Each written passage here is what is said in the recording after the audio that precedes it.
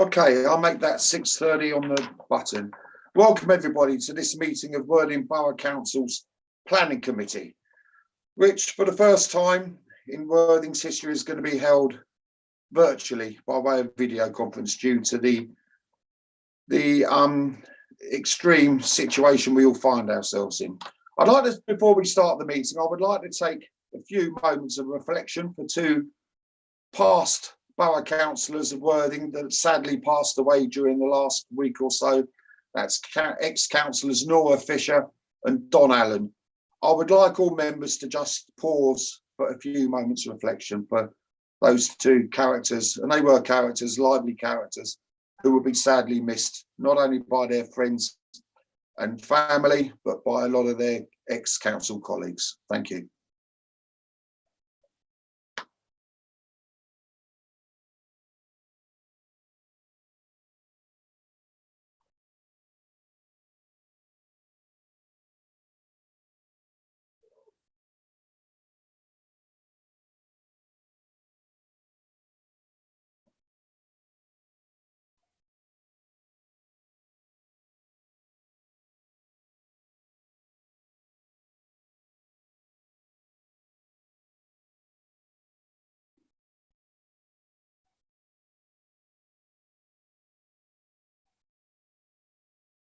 Right, thank you for that. Heather, you're going to do a roll call for the members that are in attendance, please. I'll start with Councillor Noel Atkins. Present. Councillor Paul Baker. Present. Councillor Jim Dean. Present. Councillor Karen Harman. Present. Councillor Paul High. Present. Councillor Helen Silman. Present. Councillor Steve Wills. Present. And Councillor Bob Smitherman. Present. Thank you. Right, thank you for that.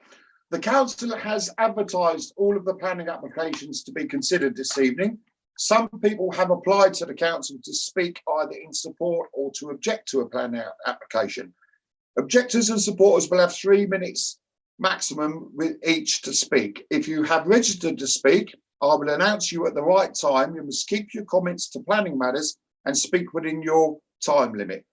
Following the representations, the committee will discuss the planning applications in turn and vote on each application to reach a decision. We will now go to Louise Matthey. You're going to read out the new sort of regulations or rules or guidelines for these remote meetings, please. Thank you, Chairman. New regulations have recently been introduced to enable the Council to hold its meetings to include those participants attending remotely. To ensure the smooth running of such remote meetings, it has been necessary to amend some of the Council's procedure rules, and such rules have been amended by the Chief Executive in accordance with his urgency powers in the scheme of officer delegations. Consequently, the following procedures apply to this meeting. All right. Participation. During the meeting, all participants will be in control of their own microphone. You should set your microphone to mute until such time as the chairman invites you to speak. If you wish to speak, you should do so by activating the raise hand function in Zoom, which has previously been explained to you. Please be patient. The chairman will know you have indicated that you wish to speak and will get around to all members. The chairman has absolute discretion as to the order in which he invites participants to speak. When the chairman indicates that you can speak, you can unmute your microphone. When you have finished speaking, you will need to mute yourself again. Please also remember to lower your hand once you have spoken. Committee members are asked not to use the chat facility during the course of the meeting. The chat facility is only to be used by the chairman and the officers. If a committee member needs to declare an interest in a particular item once the meeting has started, they should do so in the usual way by making their declaration when they become aware of it. Voting. Voting will be conducted via a recorded vote. When the chairman indicates that a vote is to be taken, your name will be read out in alphabetical order by the Democratic Services Officer. You will need to unmute your microphone and say for, against, or abstain from the motion or amendment that has been put. Please remember to switch your microphone to mute again once you've indicated your vote. You are only able to participate in the vote if you have been present at the meeting for the duration of that agenda item, and that means being able to hear the meeting and be heard by the chairman. If you lose visual connection during an agenda item, you are not able to vote. Sorry, let me read that again. If you lose visual connection during an agenda item, you are able to vote. However, if you lose audio connection, however briefly, you should return a vote of abstain. Debates. The usual procedure rules for debate will apply to this meeting, and the chairman has absolute discretion. Adjournments. Should the chairman wish to adjourn the meeting at any time, he will advise the meeting that it is adjourned and what time it shall be reconvened. All participants should remain in the Zoom meeting with their microphone muted. Thank you, Chairman. Thank you, Louise. That was very clear and helpful. Thank you. We move on to the main agenda. Agenda item 1, substitute members. We have one substitute member, which is Councillor Bob Smiderman, who is substituting for Councillor McCabe. Can I take that as taken, Councillor Smiderman? Agreed. Thank you. We move on to, apart from that, the committee is as stated. Agenda item 2, declarations of interest. Have I got any declarations of interest from any members or officers on any of the items up for decision tonight, please? Councillor Noel Atkins. Thank you, Chair. I wish to declare a personal interest in each of the items as a member of West Sussex County Council. Thank you. In that case, I will echo that as an elected member of West Sussex County Council. Councillor Paul Baker. Yes, Chair. The application for EDF car park. I am a Broadwater ward councillor, and this falls within my ward, although I've had no discussions over the subject and approach the meeting with a completely open mind. Thank you. Councillor Paul Baker. Councillor Jim Dean. Thank you, Chair. In relation to item 4 on the agenda, I have had a number of discussions with neighbours to this the site of this application. I have listened to the arguments they put. I am not predisposed how I will vote on this matter. Thank you. I should also declare an interest in item 4 as it falls within my county council division. I've not had any communications with any residents, so therefore I'm not prejudiced in any way. Councillor Bob Smiderman. Yes, likewise, for you, Chairman, and Councillor Atkins as a member of West Sussex County Council, personal interest. Thank you. I've got no more raised hands. We move on to agenda item 3, which is confirmation of minutes. I'm asking the committee or those that were present to approve the minutes of the planning committee meetings, which were held on Wednesday, the 26th of February and Wednesday, the 4th of March, 2020, which have all been emailed to all members previously. Can I have a proposer that those minutes for both of those meetings are acceptable, and a seconder, please? Councillor Dean. You're proposing? I am proposing acceptance of those minutes, Chair. Thank you, Councillor Dean. Councillor Atkins, you're seconding? I am seconding the acceptance of those meeting minutes. Thank you. I believe now we're going to ask Heather to go around the committee individually to take a vote on those minutes, please. Will do. Councillor Noel Atkins. Agreed. Councillor Paul Baker. Agreed. Councillor Jim Dean. Agreed. Councillor Karen Harman. Agreed. Councillor Paul High. Agreed. Councillor Helen Silman. Agreed. Councillor Steve Wills. Agreed. Thank you. Thank you. We move on to agenda item 4, items raised under urgency provisions. We have none, so we'll move straight on to the agenda item is going to be changed slightly. The order is going to be James Appleton is going to present 5-1 the Wheat Sheaf and 5-4 Rochney 19 Reigate Road.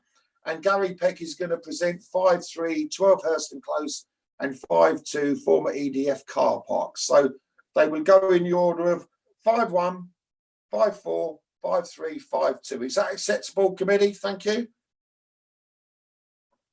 Well, no one's saying it's not, so we'll move on. So we'll move straight on to 5-1. James Appleton, you're going to present this, please. This is the Wheatsheaf, the old Wheatsheaf Public House, Richmond Road, Worthing. James. Yes, thank you, Chairman, and good evening, everyone. I propose to run through the planning application, details of elevations and photographs of the scheme. I then have some additional representations, and I also will be reading out representation from a neighbour who couldn't join us in person tonight. If I just start with the video presentation.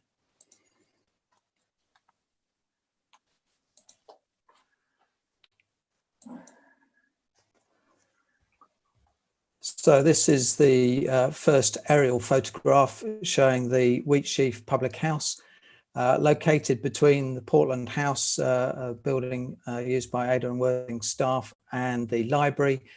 It's part of the civic quarter, and some of the representations have expressed concern about the principle of residential development on the site. But the previous applications, and there have been 2 on the site, have been refused primarily in relation to impact of development on properties to the south, Ambrose Place there in the photograph. And the last refusal was predominantly in relation to the size, height, density and site coverage of the proposed residential development, not the principle of redevelopment. But there have been some representations expressing concern about the environment for the new flats in particular. As you'll see from these photographs, there are public footpaths going either side of the former public house. Have some photographs. That's the boarded up public house. It has been on the market, it indicated in the report, since 2017. There have been various owners of this public house over the years, and it's been unoccupied for some time. As I say, there have been 2 previous proposals to try and secure residential redevelopment of the site. Again, showing the footpaths that run very close to the building. This is the rear of the public house. There's a small enclosed public house garden to the rear. And then further to the north is this very large oak tree, which has a preservation order on the tree. This is looking to the south. This is from the gardens of Ambrose Place. This is looking towards the Wheatsheaf Public House, just seeing the top roof and then the higher structures of the library and Portland House just to the west of the application site. This is from a first floor window looking across to the site. And then another view looking across to the application site. And again, from this raised view, you can see the footpath to the west. We saw earlier the footpath to the east of the existing public house. So I think this elevation has been repeated in the committee report, just to sort of highlight the key difference between the refused scheme earlier this year. And as you can see from this comparison, the main change is the removal of the top floor. That results in a reduction in height of 2.7 metres, a corresponding reduction in floor space and density. The previous scheme refused was for 8 flats, 8 larger flats with a 3-bedroom flat. This reduced scheme is for 7 flats, 2 studio flats, 3 1-bedroom and 2 2-bedroom flats. The site coverage remains as before. That's the proposed east elevation and the refused elevation below. West elevation and the north elevation. That's a detail of some of the proposed materials, features. the applicant's design and access statement makes reference to the sort of yellow buff bricks used for the redevelopment of the Montague Centre as a local reference of a buff yellow brick. And these are some images, again, sketch proposals indicating what was refused with that upper floor, had a large south-facing balcony. Clearly the removal of that reduces some of the overlooking to properties to the south, although that didn't constitute one of the refusal reasons. And again, this is a view looking south towards the rear elevation and the rear of Portland House and the large preserved tree. You'll see that the applicant has indicated a green roof for the a flat roof area. And in discussions with the applicants, they're happy to have a condition in relation to potential opportunities for solar panels and to explore other sustainable methods of energy production. That's particularly relevant because the council is looking at the potential for a district heat network in connection with the redevelopment for the health hub proposal, which is to the northwest in the car park that serves the town hall complex. This is just the layout plans. There is a communal rear garden area, and I'll move to that plan just to show that there is the opportunity for bike storage, which has been raised by some of those raising objections to development, but the intention is to provide space for eight cycles as required by the county council, and that can be conditioned to ensure that's delivered. There is a communal garden area to the rear. There's two private areas, two ground floor flats to the north there, and then on the south elevation, an amenity space enclosed by wall and railing on that south elevation. So there is some amenity space, albeit limited, because it obviously is a fairly extensive site coverage. But this scheme has been reduced since the refusal in 2018 to ensure there's no adverse impact on the tree root system for the large preserved tree, and our council's arboriculturist is happy with that. You can just see on this plan the blue edging, which is the outline of the existing public house. So there is a slight increase in floor space, but not significantly, as the report indicates, about 11% increase in floor area over the existing public house.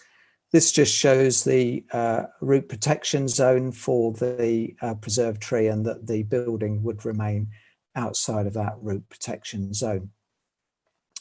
That's just a coloured layout plan, which is quite effective. It shows a bit more clearly the outline of the existing public house to be demolished, and the footprint of the proposed flats, and the small enclosed communal garden area at the rear.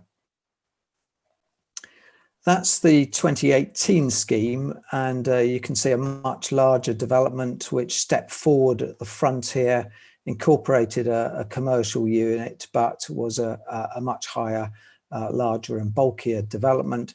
This is the current proposal before you now, with the top floor removed. There has been quite a bit of comment about the loss of the public house and whether the site would be more suited to civic use. This is clearly a site outside the control of the council, and there have been two previous proposals for residential. As I say, there's no objection in principle to residential.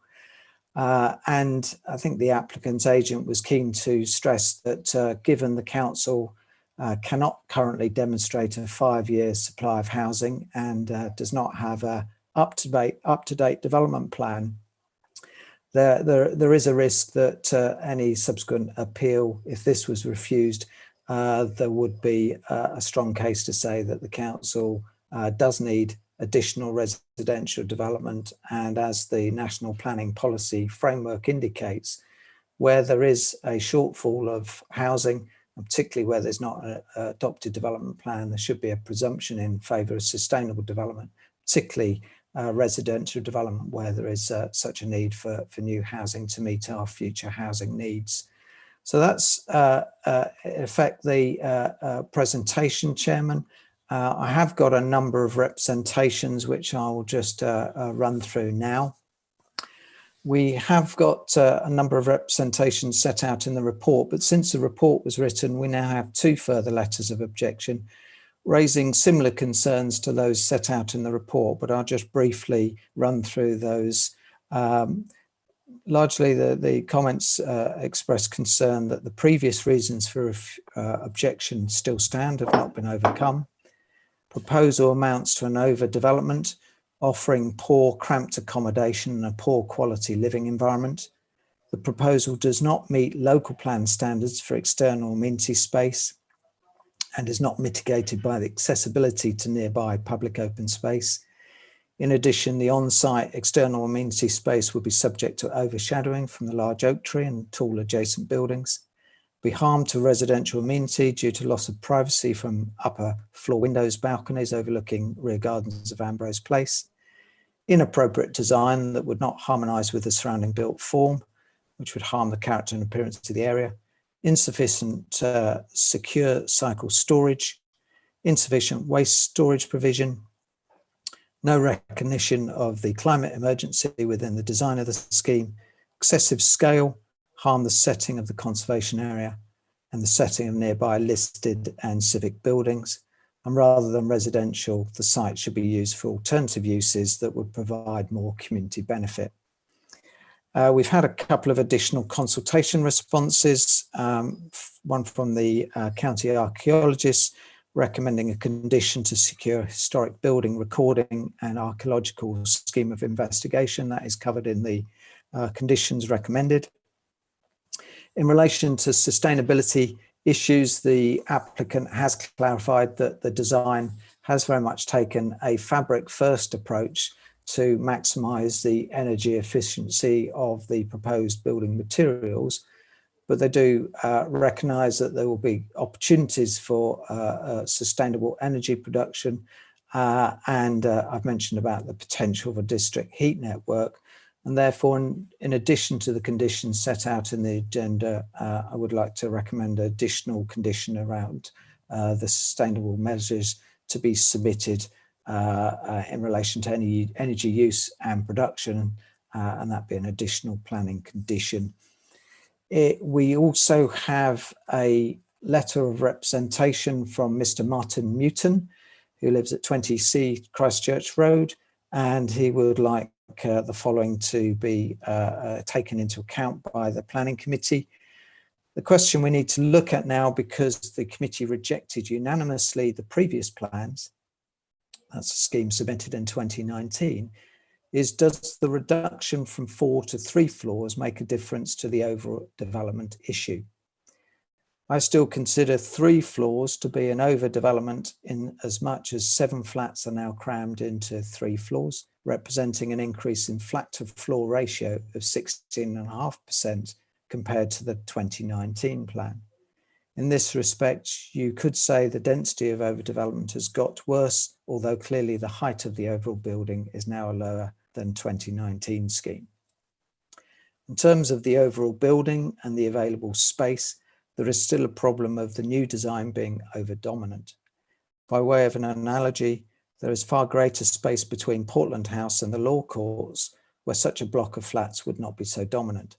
Also, the privacy problem of ground floor windows and external paths, the lack of parking, as well as conservation harmony issues are still problem areas. The high proportion of development in a limited space still constitutes overdevelopment, and the plan should be rejected. Bearing in mind the large nearby proposed developments at Union Place and at Tevilgate, the need for another block of flats in the town centre area is not so paramount. In addition, we need to maintain the integrity of our central civic administration area. By this I mean the square area bounded by Richmond, Christchurch, Stoke Abbott and Chapel Roads. Hence an alternative proposal for the Wheatsheaf, which dates from circa 1835 to 40, the end of a row of cottages. And can I say, I do not know how the builders insurers assess the fire damage of June 2018 could be, for example, a full restoration of the building with a view to use by the museum's heritage service, utilising the garden area. Or secondly, a partly restored, partly converted building could serve in an ancillary capacity to the new proposed medical hub. Or thirdly, promoting and rejuvenating the site's commercial use, a cafe or IT junction, art studios, or a dedicated tourist information facility. And that's the end of the representation from Mr. Mewton. Thank you, Chairman. I'm happy to take any questions on the presentation. Right, thank you, James. Committee, James has sort of skipped one bit there. At this stage, have you got any questions on the presentation? We're not up for discussion on the application at this stage. Have you got any questions or any clarification on what James has presented to us? Councillor Jim Dean, please. Thank you, Chair. 2 or 3 questions, I think, but I'll take them one by one. It's referred to in the report that the decision taken on in 2019 is being appealed. That presumably is going through at the moment. Have we any idea of the sort of timetable on appeals? Are they being held up by the inspectorate at the moment because of the current situation, or is it likely that this result will come from this fairly soon? It does seem a little odd to be considering another application when an appeal is still outstanding. James? Yes, Councillor Dean, a couple of things then in response to that. We have got the appeal. We're not aware of any particular delays with the planning inspectorate, although given that we're halfway through a fairly lengthy lockdown period, we're not precisely sure whether it will affect the performance of the planning inspectorate. They are still dealing with appeals, and it's difficult to give any real timeline for that. It's not unusual for an applicant to effectively twin track, put a revised scheme and still pursue an appeal. So that's not a necessarily unusual practice. I think if planning permission is granted here, I suspect the applicants would still pursue their appeal to try and secure the additional floor, but perhaps the agent, when he speaks, might want to comment on that aspect. Councillor Dean, you had a couple of more points? Yeah, if possible. On the archaeological report, as it's presented in a fairly sort of light way. It refers to no objection, but actually the original report said no objection subject to a whole range of suitable mitigation measures. I kind of have a concern about these kind of conditions in that they are actually quite detailed in this case. This is in an area which is identified as a red alert, very sensitive area in the historic environment record archaeological notification area, which means that those kind of issues have to be taken very seriously. And I do wonder whether we have the capacity to actually follow through the kind of detailed condition that the archaeological recommendation is in the archaeologist's report, whether we have the capacity to undertake the kind of work that is required by that. And also, just whilst we're at it, can you just confirm that that detailed recommendation would be included as the condition, rather than the rather truncated version as presented in the report? James? Yes, you have a précis of the full archaeological condition, which is our standard condition, but would go into the necessary detail. I should just reassure you, members, that we don't have the expertise within the council, but in terms of discharging that condition, we would either use the county archaeologist but more likely we may have to get independent archaeological advice to make sure that that condition is fully discharged. It is very much the nature of the condition. It puts the onus on the applicant to do the appropriate recording of the building prior to demolition, and then very much a watching brief of the investigation of the site. And clearly, if there's anything found, then that would need further investigation by an independently appointed archaeologist. We have still got an arrangement for the county archaeologist to do some of our work, but largely the county council has withdrawn its specialist services, so we do need to appoint when required. James, your volume seems to have gone down somewhat. I was struggling to hear a lot of that, but can you make sure your volume's turned up? Yes, I've done that now. Hopefully that's a bit clearer. Yeah, it was louder when you started. It's gone a bit dim. Right, Councillor Dean, is that satisfied, or have you got more points? Yeah, just as a rider to that, yes, I was aware of the issue with county councils withdrawal of services, and that really was the point of raising the matter. I think it is one that really does have to be watched, because this is a very sensitive area, and it is one of the oldest buildings and possibly has the most undisturbed area of ground in whole of the centre of Worthing. And it is very easy for somebody during demolition just to demolish and then say, oh, sorry about that, opportunity lost. So it is one, I'm hoping that being right next door to the officers, it will be possible to make sure that enforcement, if we come to that, it does actually happen. Just one final thing, on the question of the actual change in the applications, am I right to say that externally, the only thing that has changed is the loss of the top floor? In other words, nothing else has changed, and that in effect, that any other changes are just internal redivision of the internal part of the building. James? Yes, that's correct. So it is effectively just the internal layout changes and the removal of the top floor. Okay, thank you. Any other members of the committee, have you got any points of clarification or on James's report to us? No? Right, we'll move on. Can I invite Susan Belton from the Worthing Society, who wants to make a representation? Susan, can you speak to us, please? You have 3 minutes. And good evening, Susan. Nice to see you in different sort of circumstances. Can you hear me? Yes, we can indeed, Susan. Oh, thank you, Mr. Chairman.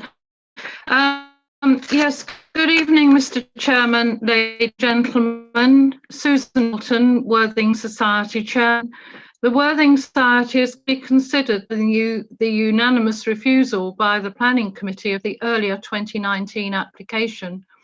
The grounds for refusal were that the plans would represent overdevelopment of a compact site and would have an adverse effect on the nearby heritage assets.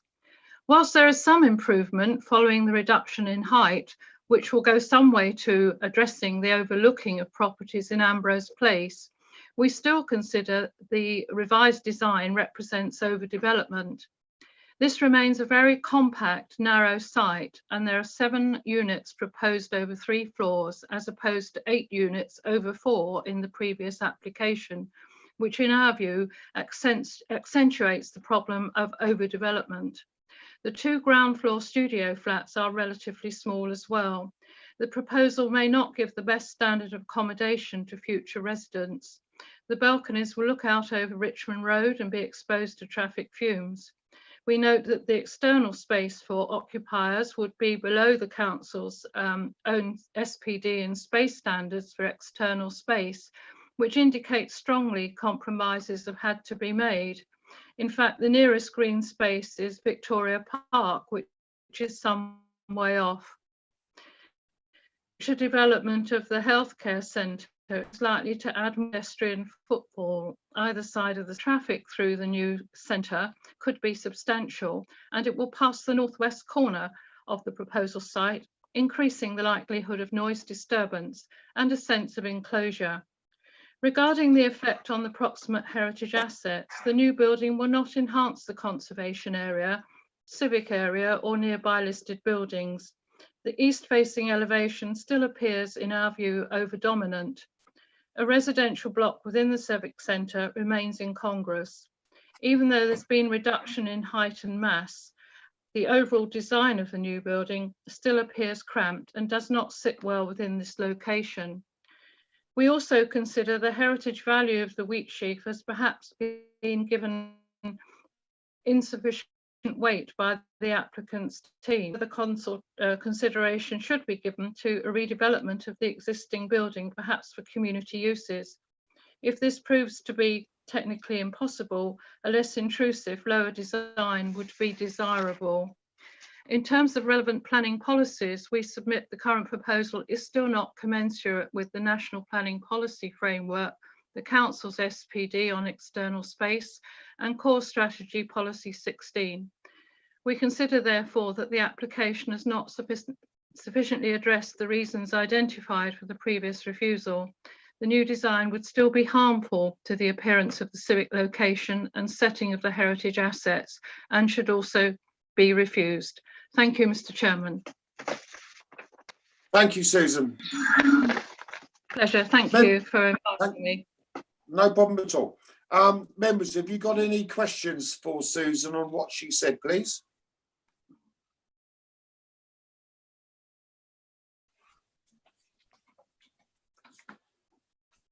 No? Right, we move on. We've now got Alex Bateman of Motion Cooper Limited, who's going to speak up in support of the application. Alex, you've got 3 minutes when you commence talking to us. Good evening. Just checking you can hear me. Yes, we can indeed. Perfect. I'd like to start by thanking the officers for their time with the application. Obviously, as already discussed, this does represent a resubmission of a previously refused scheme earlier this year. As a result, it's important to recognise what has already been established and what has been amended to overcome the previously refused scheme. There remains no objection from highways, environmental health on either noise or disturbance, your tree officer, your drainage officer, your county archaeologist, or your design and conservation officer. It's also important to recognise, as set out in the planning statement and your officer's report, that the tilted balance is in play, with Worthing Borough Council in need of housing in sustainable locations. The recently published housing delivery test figures highlight this need further. In Worthing, the need for housing is reaching critical levels, with brownfield sites in sustainable locations playing a key role in delivering required housing. Planning policy at all levels requires that we focus development on such sites. The site falls within a central location in Worthing, with easy access to the train station, bus stops, and all facilities required for day-to-day functions. The site is therefore within a very sustainable location. Some respondents have referenced a preference to retain the existing building, which closed in July 2017. Not only is this physically impossible due to the existing constraints and condition of the building, but the refusal earlier this year confirms that there was no objection to the replacement of the building. Some respondents have suggested that the public house should reopen. However, the refusal earlier this year confirmed that there was no objection to the loss of the public house. Some respondents have suggested that the proposals will result in overlooking of properties on Ambrose Place. Again, the refusal earlier this year confirms that there was no objection based on overlooking. In terms of comparing the proposals with the previously refused scheme, it's obvious what changes have been made to address the single reason for refusal of overdevelopment. The new proposals have reduced the height of the building from 4 stories to 3, with the loss of the 3-bedroom unit. In doing so, the height of the building has been reduced by from 11.3 to 9.3 metres, a 22% reduction. In addition, there is a reduction in floor space by nearly 100 square metres, or 17%. When comparing the existing building with that of the proposals, there is only a small increase in footprint of 11%. Taking all of these figures, it is clear that the revisions have reduced the height, scale, and bulk to address the only concern of overdevelopment. The scheme now delivers 7 residential apartments on a brownfield site in Worthing Town Centre, a very sustainable location. We therefore welcome the officer's recommendation and urge the committee to grant planning permission. Thank you. All right. Thank you, Alex. Members, have you got any questions for Alex on what he presented to us, please?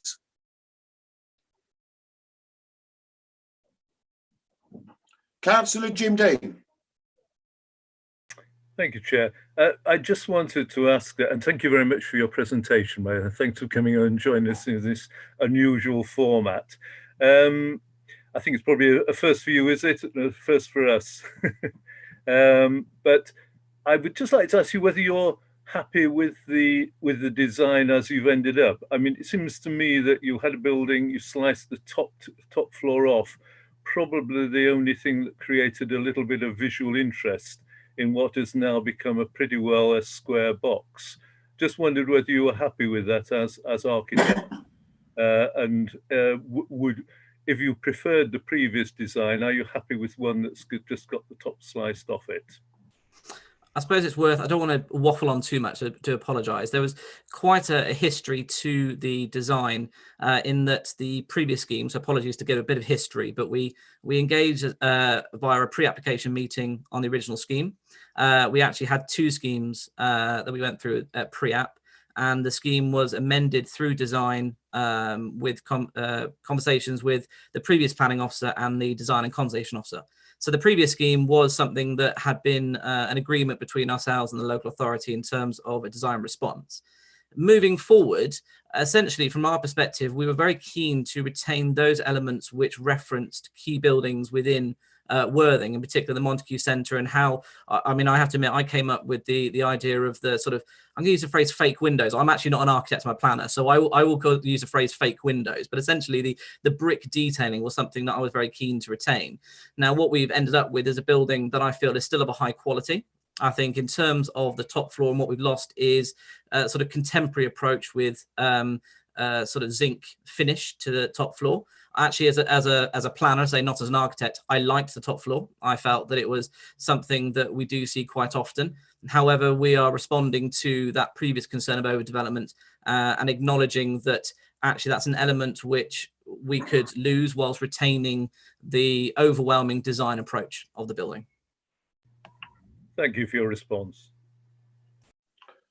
All right, thank you, Mr. Bateman. Have any other members got any questions for Mr. Bateman?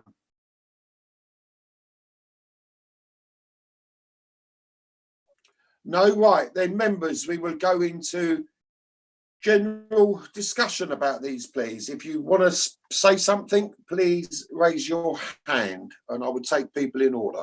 What your views are on this, and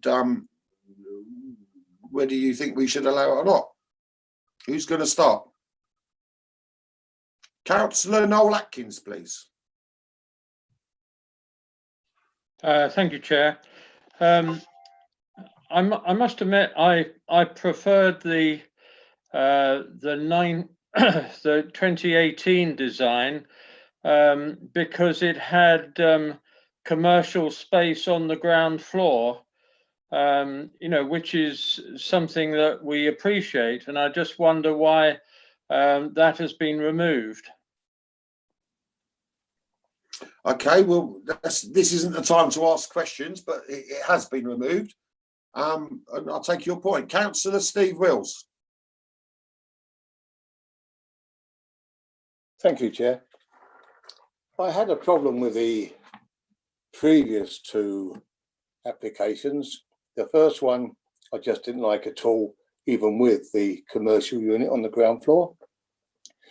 And the one earlier where it was too tall.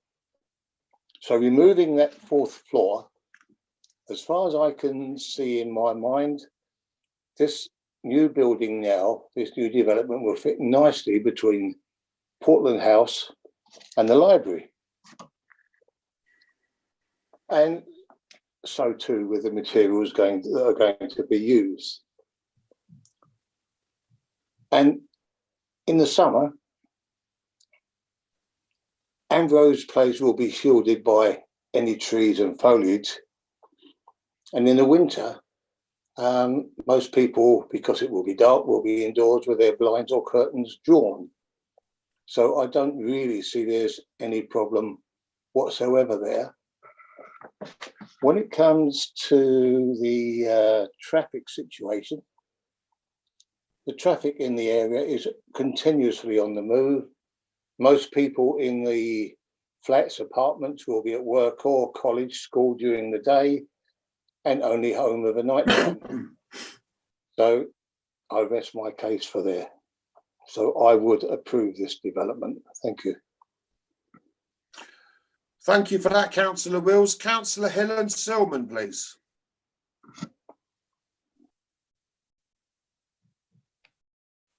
Thank you, Chair. I think the building now looks extremely weird.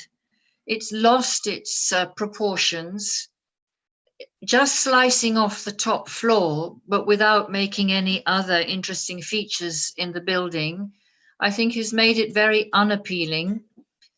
Although in fact, I think it's not desirable to put residential units in this particular spot. It's not because I'm against having residential units in the town centre in a sustainable location, but this just isn't the right location. I think whatever is done here, you cannot squeeze aesthetically or in connection with the conservation area and the big civic buildings, a unit of small residential properties here. It doesn't work for me at all. Shouldn't be done. Thank you. Councillor Paul Baker, please. Thank you, Chair.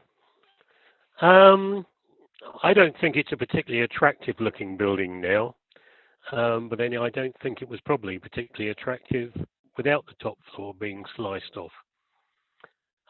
We did reject it on overdevelopment, and obviously we've lost a story, we lost the fourth story, so maybe that overdevelopment isn't severe enough to actually reject it now.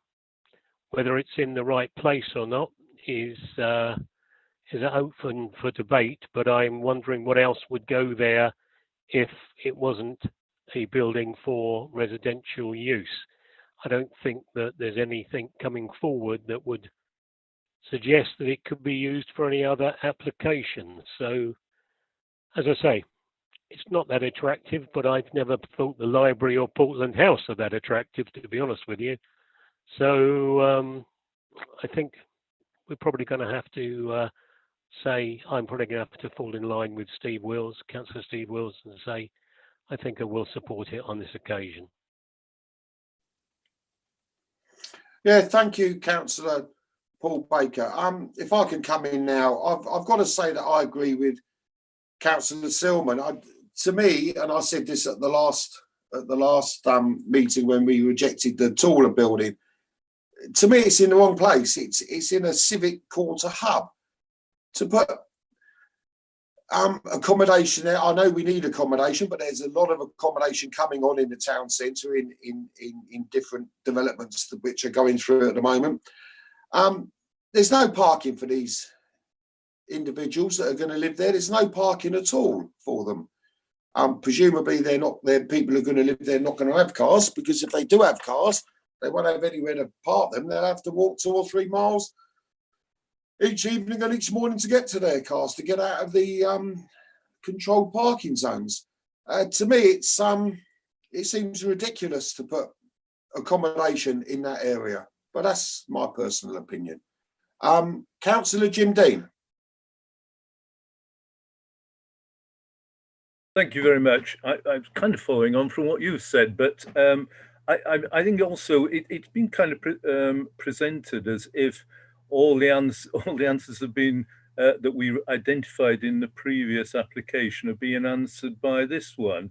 And I mean, I think to an extent we've kind of gone backwards a bit as well, and I think that we shouldn't ignore that. I mean, yes, we identified in that the proposal, due to its size, mass density, and site coverage, represented overdevelopment. Well, we've perhaps addressed some of the issues, size, and to an extent, I suppose, also then the mass. But density, in my view, has gone up. We actually identified in the first, the 2018 one, that density in terms of cramming more into that space to the detriment of the residents of those apartments was an issue and one that we felt strongly about, and we're now squeezing more into a smaller space. And of course, the site coverage is still exactly the same. But we did also comment in those reasons for refusal last time that it would appear cramped and harmful to the appearance in this prominent location and the character of the area, which immediately joins Chapel Road, the Chapel Road Conservation Area, with its setting of listed buildings. So our objections were rather wider than just whether it was a bit tall and a bit broad and a bit of a massy kind of building. It was very much in that position, that setting, in that place, and so for me, we haven't crossed over any imaginary line that renders this building more acceptable in that in that position. It's still the same, and to an extent, I think we've now ended up with something which is, if you like, less elegant because it's just a square block facing onto road. And yeah, for that reason, I will be objecting to this application as I did on the last occasion. Thank you, Councillor Dean. Councillor Robert Smitherman. Thank you, Chairman. Fascinating debate. It's really interesting. Obviously, I haven't sat on the planning committee for a while, so I haven't been on the previous applications. But I'm hearing the presentations from both sides. It's really quite interesting. How, hearing some members think it's not quite as good as the one previously.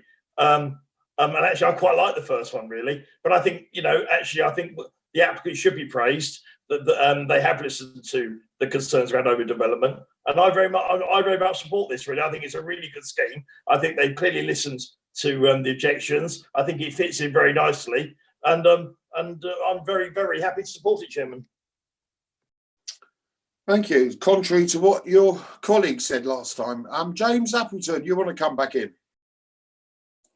Yes, thank you, Chairman. I think that Councillor Dean actually picked up on the comments I would have made, and I think it's just making sure that we concentrate on the revised scheme and whether it's addressed the previous refusal reasons. So, Chairman, I hear your concerns around wrong location and parking, but we didn't refuse the principle of residential here or parking issues. There was no parking with the previous commercial use. So I think the key thing is whether this has addressed the previous refusal reason.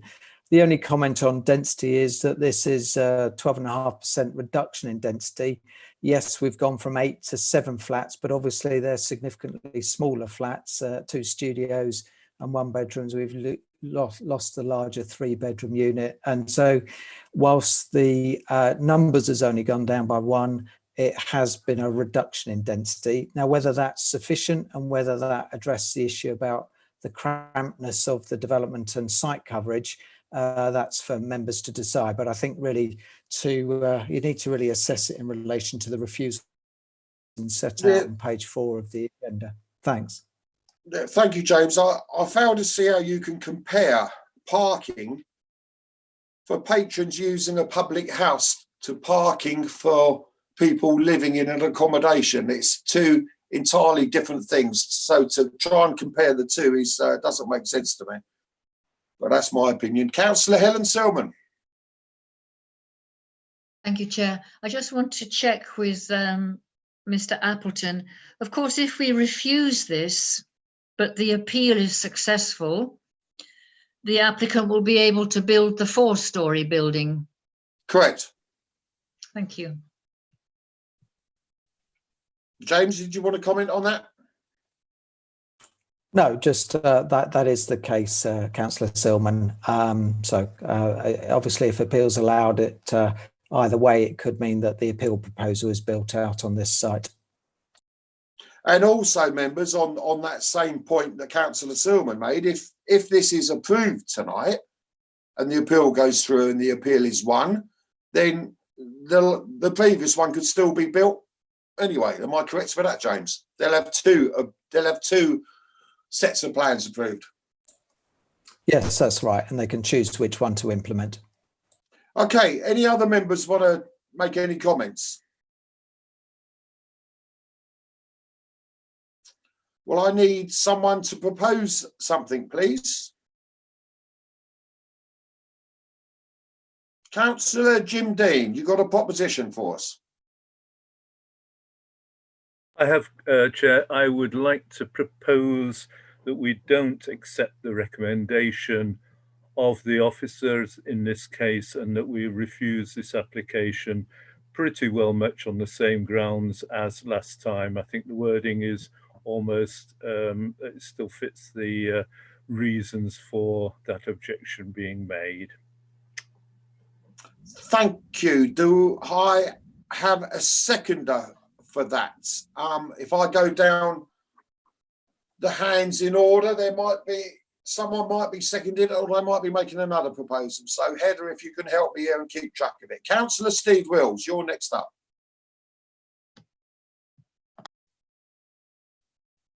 Can you unmute yourself, Councillor Wills, please? I propose that we accept the recommendation. Thank you. Councillor Robert Smitherman, you're next. I'd like to second that, Chairman. What? Which one? Apologies, Councillor Wills. Councillor Wills, thank you. Councillor Noel Atkins, you're next up. I was going to second the refusal. What? Councillor Deans? Yeah.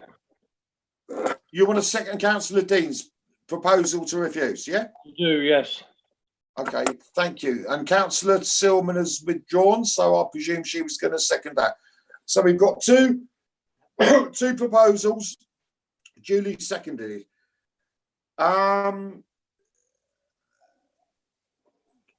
Chris or Heather, which one do you advise me to take first?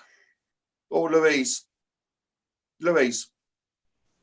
Thank you, Chairman. The first proposal that was properly seconded was the proposal to permit... Councillor Deans. Councillor Deans. No, Councillor Smitherman's. Oh, the first one that was seconded? Correct. Okay, so we've got a proposition from...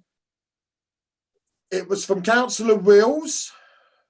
I believe it was Councillor Wills proposed that we accept this, to approve it, and Councillor Smitherman seconded it.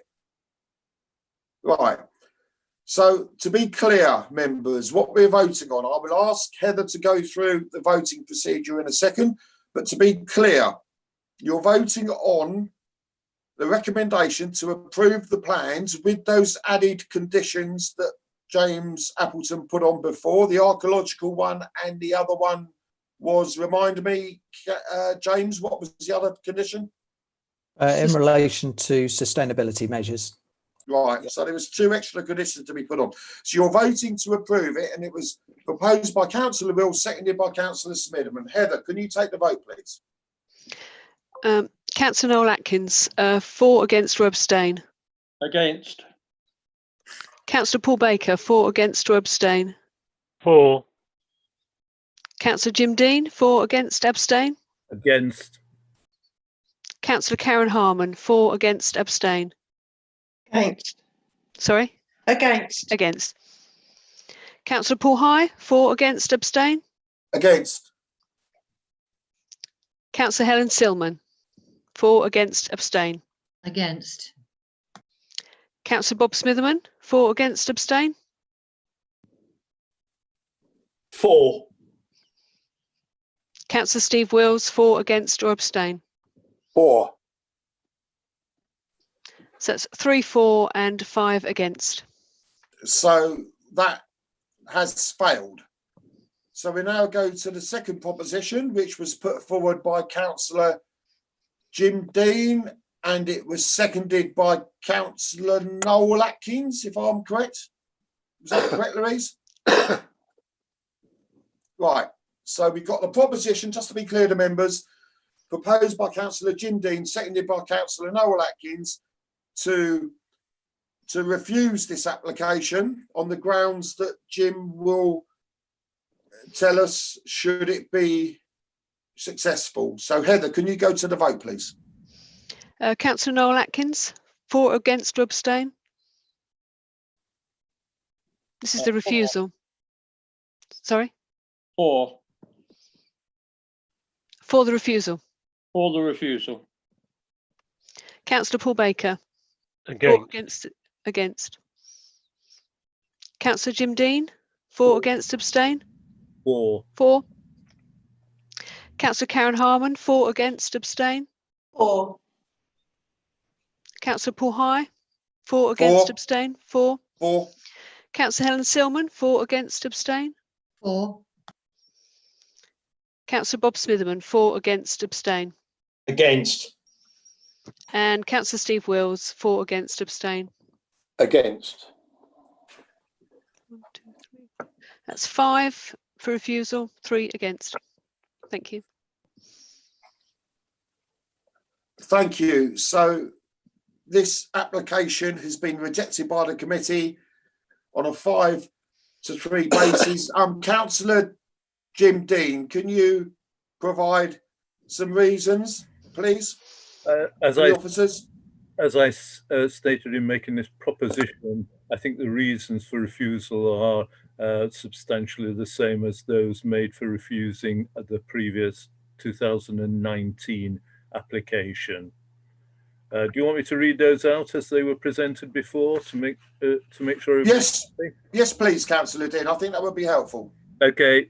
The reasons for refusal were the proposal, due to its size, mass, density and site coverage, is considered to represent an overdevelopment of the site, which would appear cramped and will be harmful to the appearance of this prominent location and character of the area, which immediately adjoins the Chapel Road conservation area and setting of listed buildings. It is therefore contrary to the policy 16 of the Worthing Borough Core Strategy 2011 and paragraphs 190 and 192 of the NPPF 2019. I'd take advice from James as to whether any of those he feels cannot be sustainable in making this objection. Thank you, Councillor Dean. Mr. Appleton, does that suffice? Yes, that reflects the comments of the committee. I suppose the only thing I would just like committee to comment on was any reference to design as part of that refusal, just to clarify, because there were some comments about the revised design. Well, I think the general discussion was that the whole thing is in the wrong place. I think putting it anywhere else in the town, it would probably be acceptable, but not in that location. So, I mean, you can add design into it as well. I don't think the committee will argue with that. Louise, Matthew, you want to come in? Yes, thank you, Chairman. So the proposal was for refusal on that sole ground, the overdevelopment. So I would suggest that the committee has refused it on that sole ground and shouldn't now add additional reasons. Point taken, thank you. Councillor Jim Dean, you want to come back or not? No, you took your hand down. Yeah, I took my hand down, yeah. Okay, thank you. Right, well, that one's dealt with. So we now move on to the fourth application, which is AWDM/1827/19 Roshney, 19 Reigate Road, Worthing. James, you're presenting this one to us as well, I believe. Sorry, Chairman, just to interrupt briefly. I believe Councillor Dean declared an interest at the start of this one. Is that correct, Councillor Dean? I did declare an interest in that. I had correspondence on and contact with some neighbours, but I had listened to their comments, listened to what they had said without comment, and I wasn't predisposed or to take any particular view on this until this evening meeting. That's fine. Thank you for the clarification. Thank you. James, can you present this one to us, please? Yes, thank you, Chairman. Let me just share my screen and I have, before you carry on, James, yep. I've got Chris, I've got Susan Belton is asking to be admitted, please.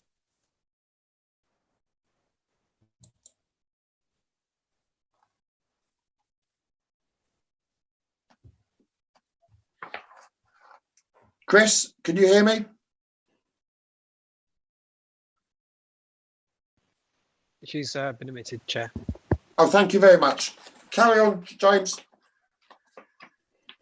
Yes, thank you, Chairman. So the aerial photograph you have before you shows you the application site. Let me just highlight the property.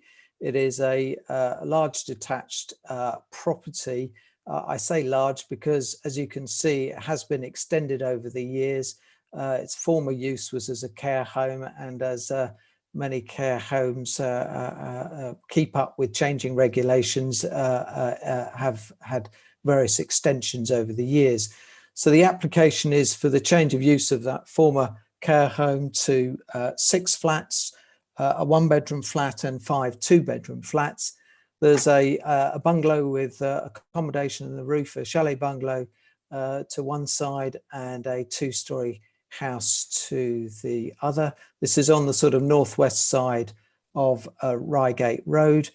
This is another photograph showing the site here with the flat roof extensions visible to the rear and the adjoining 2 properties I mentioned. As before, I'll run through the proposal and then I have 3 representations to read out from interested parties that were keen to let the committee aware of their objections to the proposal. So this is the location plan, and this is useful just to show that the only extension as such is an extension to the rear of an existing garage, which is to be converted to form additional accommodation for the proposed flats. That's the existing layout as a care home with, you can see the flat roof rear extensions. And this is the proposal to convert the building into 6 flats. You can see the proposal in terms of the different colours denote the different flats, with a 1-bedroom flat to be created within the roof space. The roof space used to be occupied as a flat anyway, and therefore there are existing roof lights for that flat, and there is a proposal to provide a rear patio doors to that for a flat contained within the roof. That there is the slight extension to the single-storey garage, which is to provide a bathroom for that unit 3 there. It's not considered that that extension in itself would have any adverse impact on the adjoining property to the right there. In terms of amenity space, the plan there shows that there is amenity space proposed for the various flats. There is a raised terrace area here for the 1st floor flat on part of the flat roof. And there is a privacy screen along that terrace, which we'll see in a moment, which prevents overlooking to the adjoining property. The application does propose creating some amenity space at the front, and an additional wall is proposed to block off what was the access to the single-storey garage. There's no objection in principle to this, but you'll see from the report there has been concerns about the impact in the area in terms of additional car parking on the roads or demand for on-street car parking. I'll show you some photographs in a moment. Just to the elevations, that's the extension to the rear of the single-storey garage. That's the privacy screen to the flat roof amenity area created on part of the flat for a part of the flat roof for the 1st floor flat. There's the double doors on the front creating access into or light into the converted garage area. But the existing properties, you can see from the elevation, is quite an attractive property. It has been unoccupied for a while and does need some refurbishment. That's on the flat created within the roof space. You can see the rear doors, patio doors, and the Juliet balcony to provide some amenity for the top floor flat. There's the terrace on the flat roof, and then further Juliet doors on the rear of the building. There has been some concerns about overlooking windows. There are 2 existing windows facing the bungalow to the north of the site. And so there is an additional window on that elevation, but you'll see in the conditions that it is proposed to obscure or part obscure windows first floor level on the side elevations of the proposal to avoid overlooking to adjoining properties. You can just see on that plan also the proposal for bike storage for the proposed flats. So just to the photographs, that photograph there shows that that wall will be extended to close off that access. That in turn will provide some increase to on-street parking, albeit it's only the width of the existing driveway there. The majority of the flats are accessed from the front and one to the side. That's the 2 windows I mentioned that currently do overlook the adjoining property in the care home, which the condition seeks to part obscure glaze. That's the property to the side. It's number 17 Reigate Road. Again, an unusual property with a sort of an angled bay on the corner, and there's 2 windows overlooking already, but there is a proposal to part obscure glaze to reduce overlooking to the property, that property number 17. That's the existing access, which will be used to gain access to the flats. That's the existing driveway. Another view of the 2 windows overlooking the chalet bungalow number 21. This is another view of the elevation, the gable facing number 17. The gap between number 19 and the neighbouring property number 17. You see number 17 also has a window. So there is some interdivisibility already. Again, showing those 2 windows and a street view of the relationship with number 21. And another view from the side of number 21 looking up to the existing windows. And again, this is a view from the rear in Ripley Road looking to the flat roof rear extension.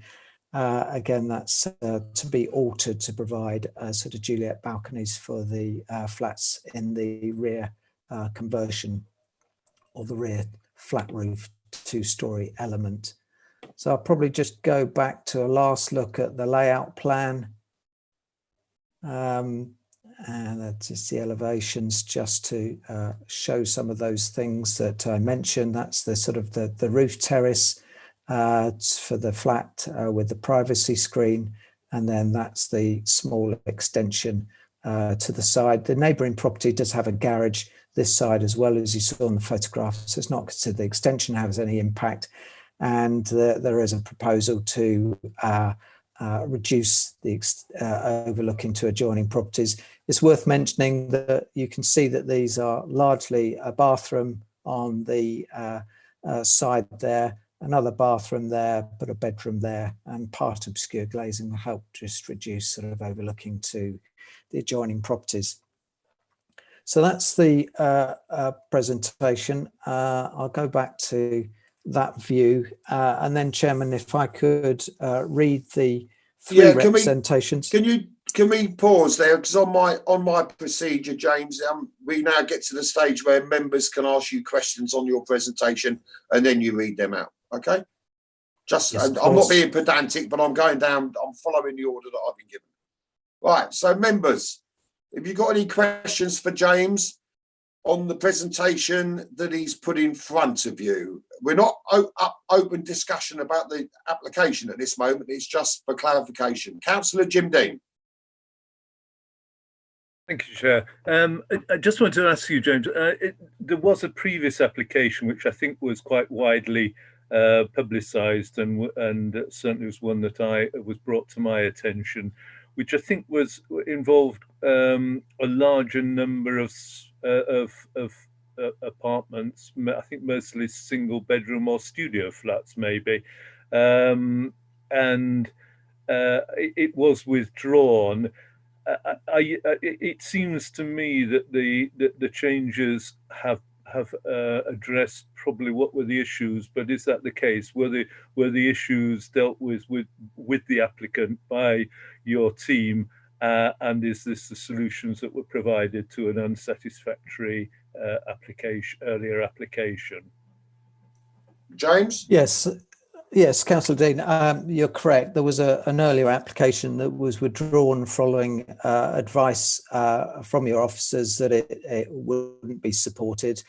We have worked with the applicants to address some of those concerns. The density number of flats has been reduced, and the previous proposal also included a number of extensions. So this is the revised proposal to address officers' concerns. Nevertheless, there have still been some concerns from adjoining residents to this revised proposal. Thank you very much, James. Thank you. Any other members have got any questions for James on the presentation?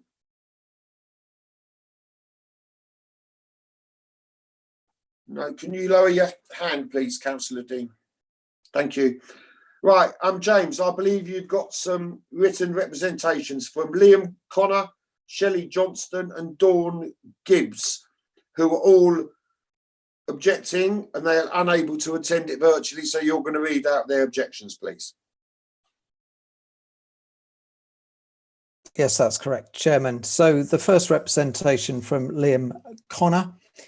We understand that the housing shortage needs to be addressed both locally and nationally, but feel that the proposed change of use from a nursing home to 6 flats is still excessive. We also understand the pressure on the number of care home beds in West Sussex. We are objecting to the proposal for the following reasons. The mass, bulk and proximity of the proposed altered rear ground floor extension and rear elevation would be overbearing and intrusive.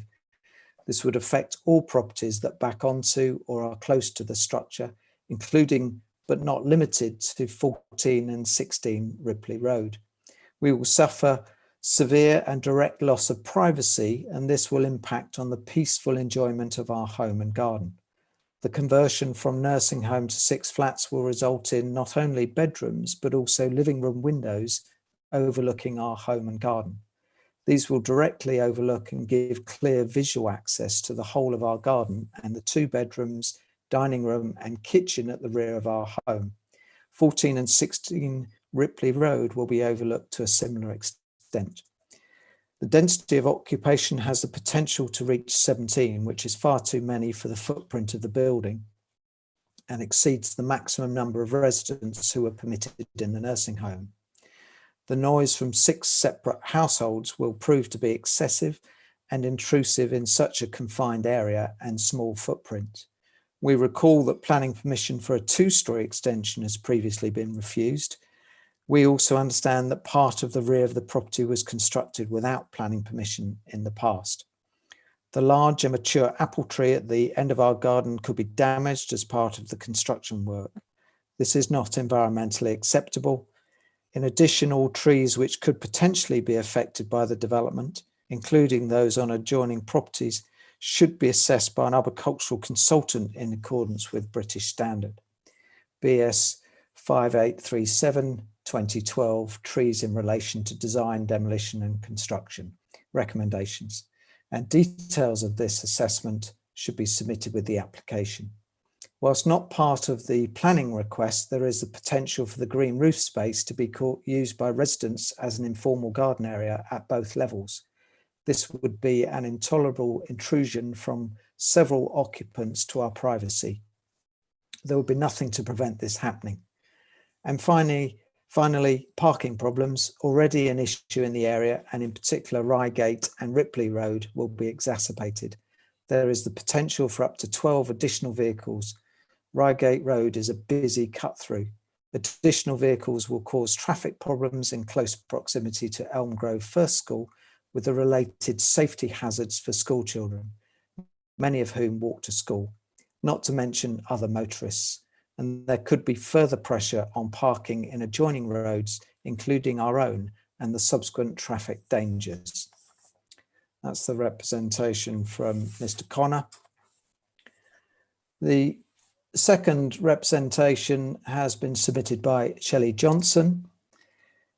She states, "We appreciate the need to utilise a building which has been vacant for some time to reduce the much needed housing shortage for families in the borough. Our appeal against the resubmitted planning application are on several grounds which are still relevant and unresolved as listed below. This is a family housing street, and a high density development would have a negative impact. The subsequent resubmitted plans have not changed sufficiently enough to suggest this is otherwise. The number of occupants remains the same. Planning this development as a high density development leaves inadequate, no provision for parking. This would potentially add another 14 cars to off-street parking. Off-street parking is already inadequate, as borne out by the increased number of applications to the council for drop curbs in this road.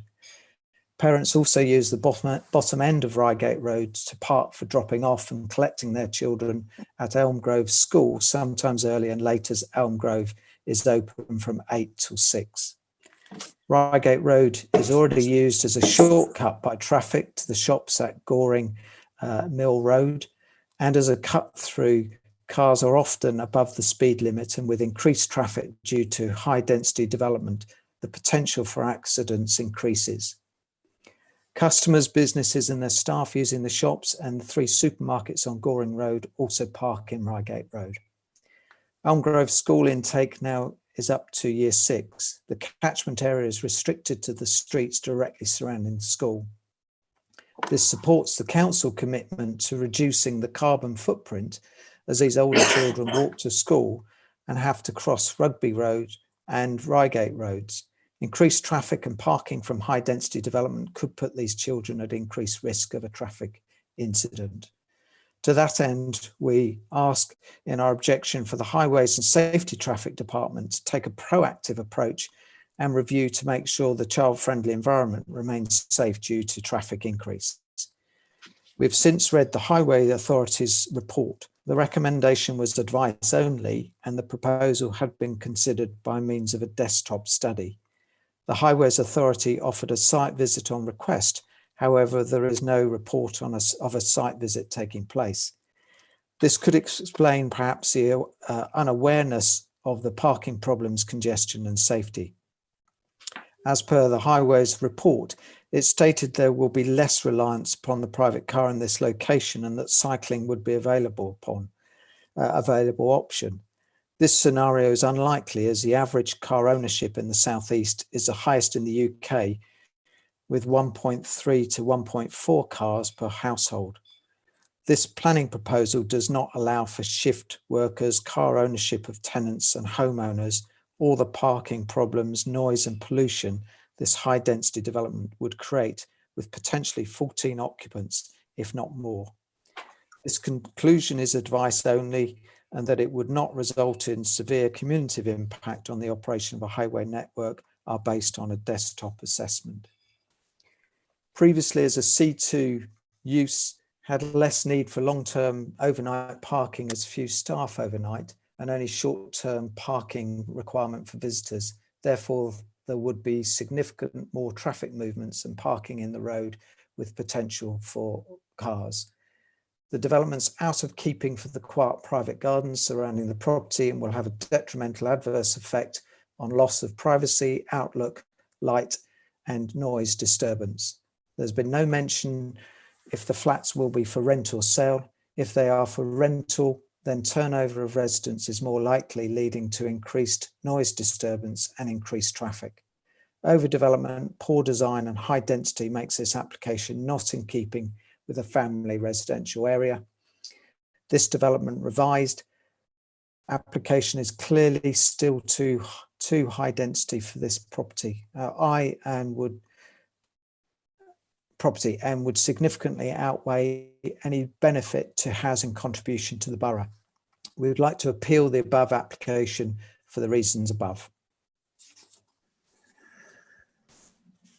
The last representation is from Dawn Gibbs.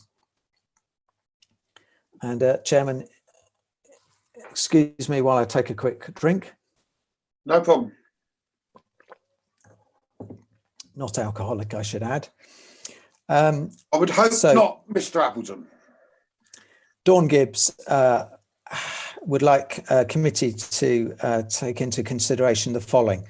After examining the plans and as a person in the adjoining property, number 17, I would like to object to this application on the following grounds. The development is out of keeping for this quiet residential area and will have a detrimental and adverse effect on the outlook, light, noise and disturbance. The building has already been massively extended to the point at which it is overbearing. Any further development would exacerbate this to an unacceptable level. This planned development would overlook my garden with more windows and doors being added. The properties surrounding the development all have quiet private gardens, and this high density development is not in keeping with this. The existing fire escape at the rear of the property is to be replaced with patio doors and a Juliet balcony. The temptation to hop over the balcony and use the roof as a recreational area may be too much for some people, which would result in neighbours being unacceptably overlooked, as well as safety issues for people doing this. As there would be no control over future residents, may I suggest this is replaced with a window to prevent the possibility of this happening. There is also no provision whatsoever for parking. Parking in Reigate Road is already congested at peak times, with people visiting the local shops and parents dropping children off to school. The former residents of the nursing home did not drive, and the number of vehicles visiting was negligible. I believe the suggestion that there will be no significant impact on the local highway network or cause any strain to on-street parking is at best misleading. Cars are quite frequently parked across the drive of number 17 by people visiting the shops, etc., and this will only make it worse. To suggest that people living in the proposed flats would be unlikely to own a car is unrealistic. The application has an unacceptable high density of people for what was originally one house, and with less parking available and more activity all hours of the day, with regular deliveries from the likes of Amazon, grocery deliveries, etc., and more frequent visitors in the evening, such as friends and takeaway deliveries, this will only become worse. I would also like you to take into account an application for the development of a property in Ripley Road, which was rejected due to the high density and had to be resubmitted at a reduced rate, therefore setting a precedent for the area. The application also fails to mention if the flats are for sale or rent. If they are to be rented, there is likely to be a higher turnover of residents, which could lead to increased noise, disturbance and lack of privacy. I'm not against this property being converted to flats, but feel the number of units is too high. I also strongly object to the patio doors, as I feel this will result in a lack of my privacy and will give me no area in my garden that I'm not overlooked. I think a development with less density and on a smaller scale that retained the existing parking or improved it will be much more in keeping with the area and not so detrimental to the local environment.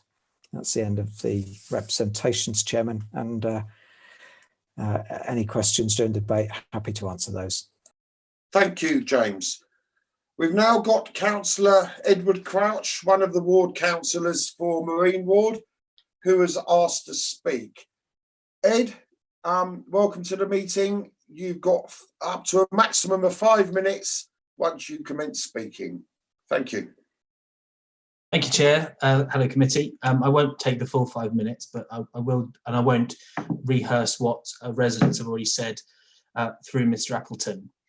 Our colleagues from the 1970s and 1980s have an awful lot to answer for, because this property has been extended to the point of kind of ridiculousness. And when you look at it on its sort of street view and satellite view, you see how incongruous it has become to the local area.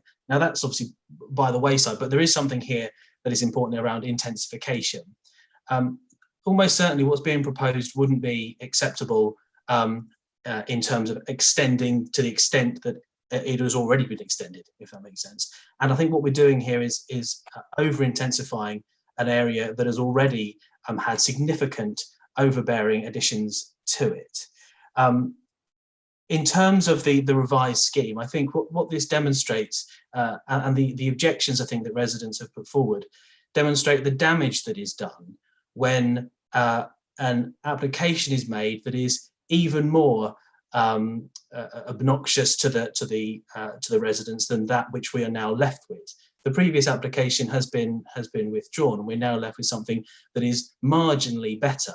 But actually, the concerns of the residents largely have not been taken account of. The idea of obscure glazing to increase some of the privacy is welcomed, but this issue around intensification, I think, is the core point that I think residents are translating.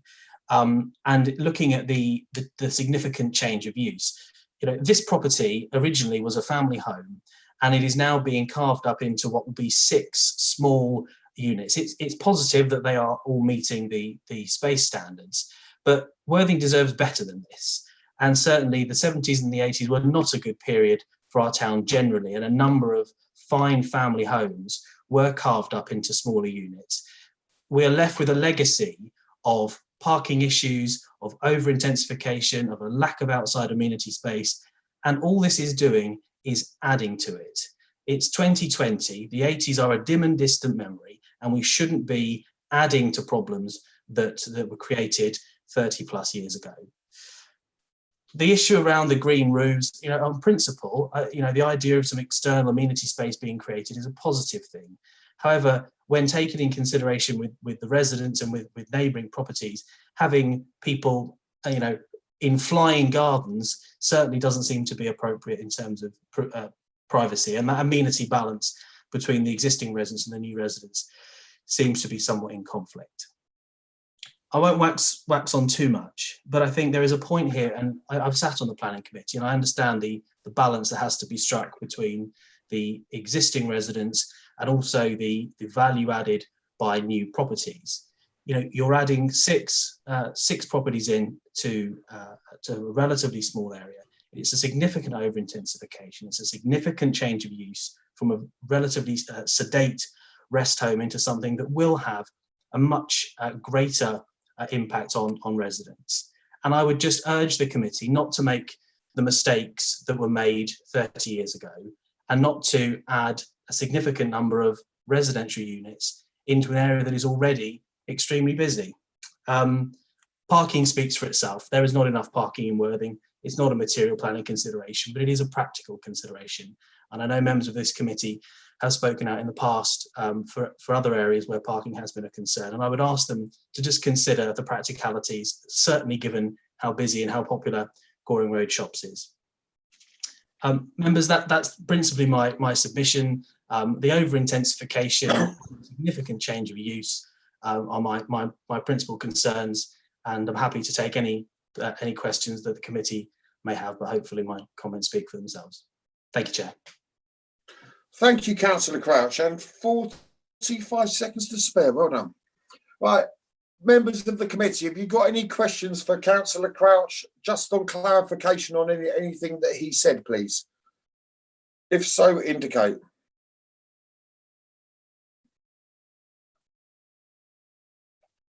No? Right, thank you very much, Councillor Crouch. We've got no speakers down to speak to us in support of this application. So we will go straight into debate and discussion, members. Who wants to kick it off? Raise your hand, please. Councillor Paul Baker. Yes, thank you, Chair. Well, I mean, I've looked at this property, and I've had a look at it from Google above, and yeah, it's just a complete mishmash of extensions on extensions.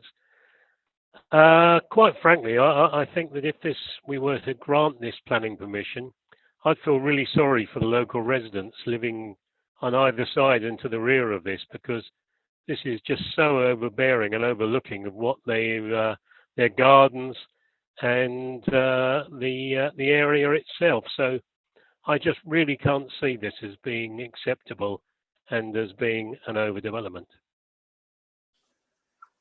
Thank you, Councillor Paul Baker.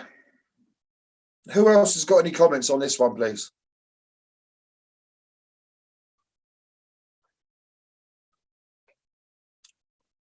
Mr. Appleton, you want to come in?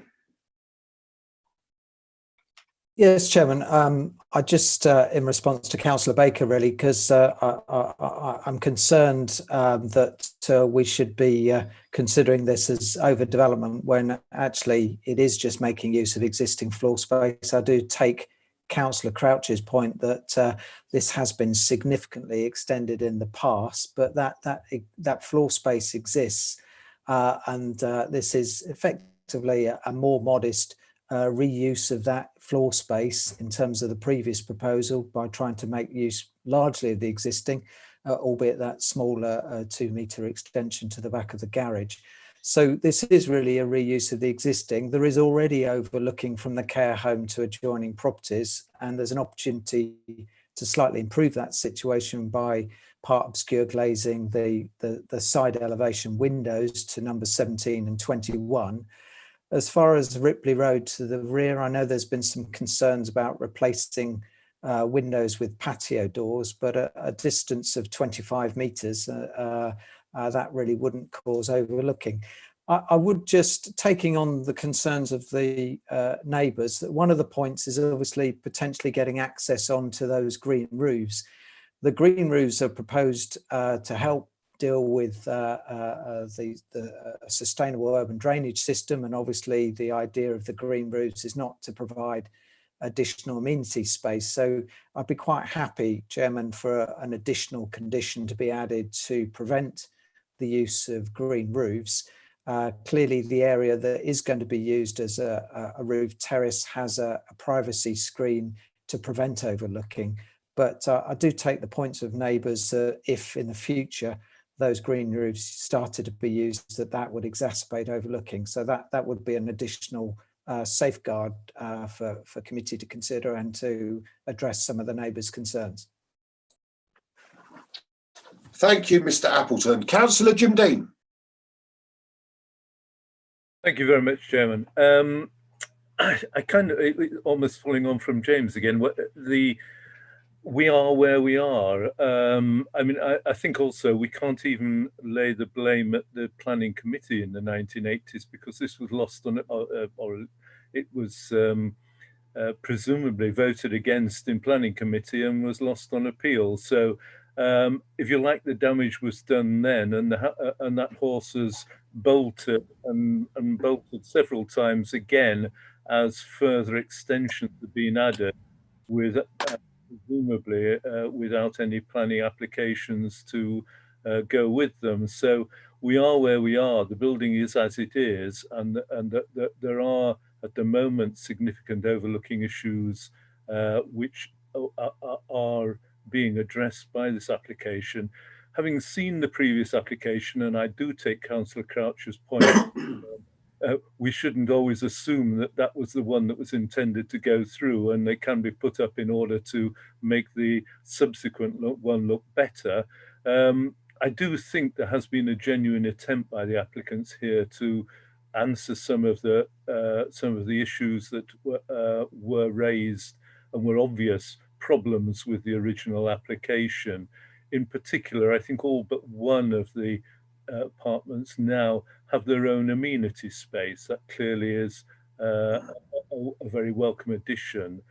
There are also 2-bedroom apartments rather than studio flats and single bedrooms, so they in effect cater for a rather different market, and one which I think we should be supporting.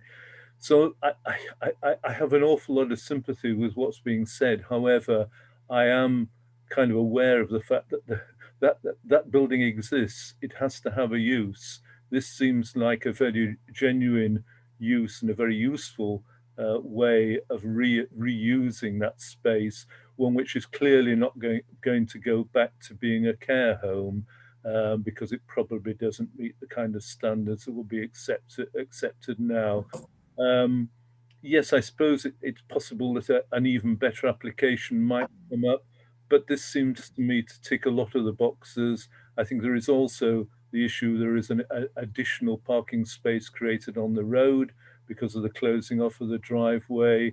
There is bicycle provision. There are all sorts of additional facilities being created, which I think make this a genuinely beneficial application for the reuse of this building.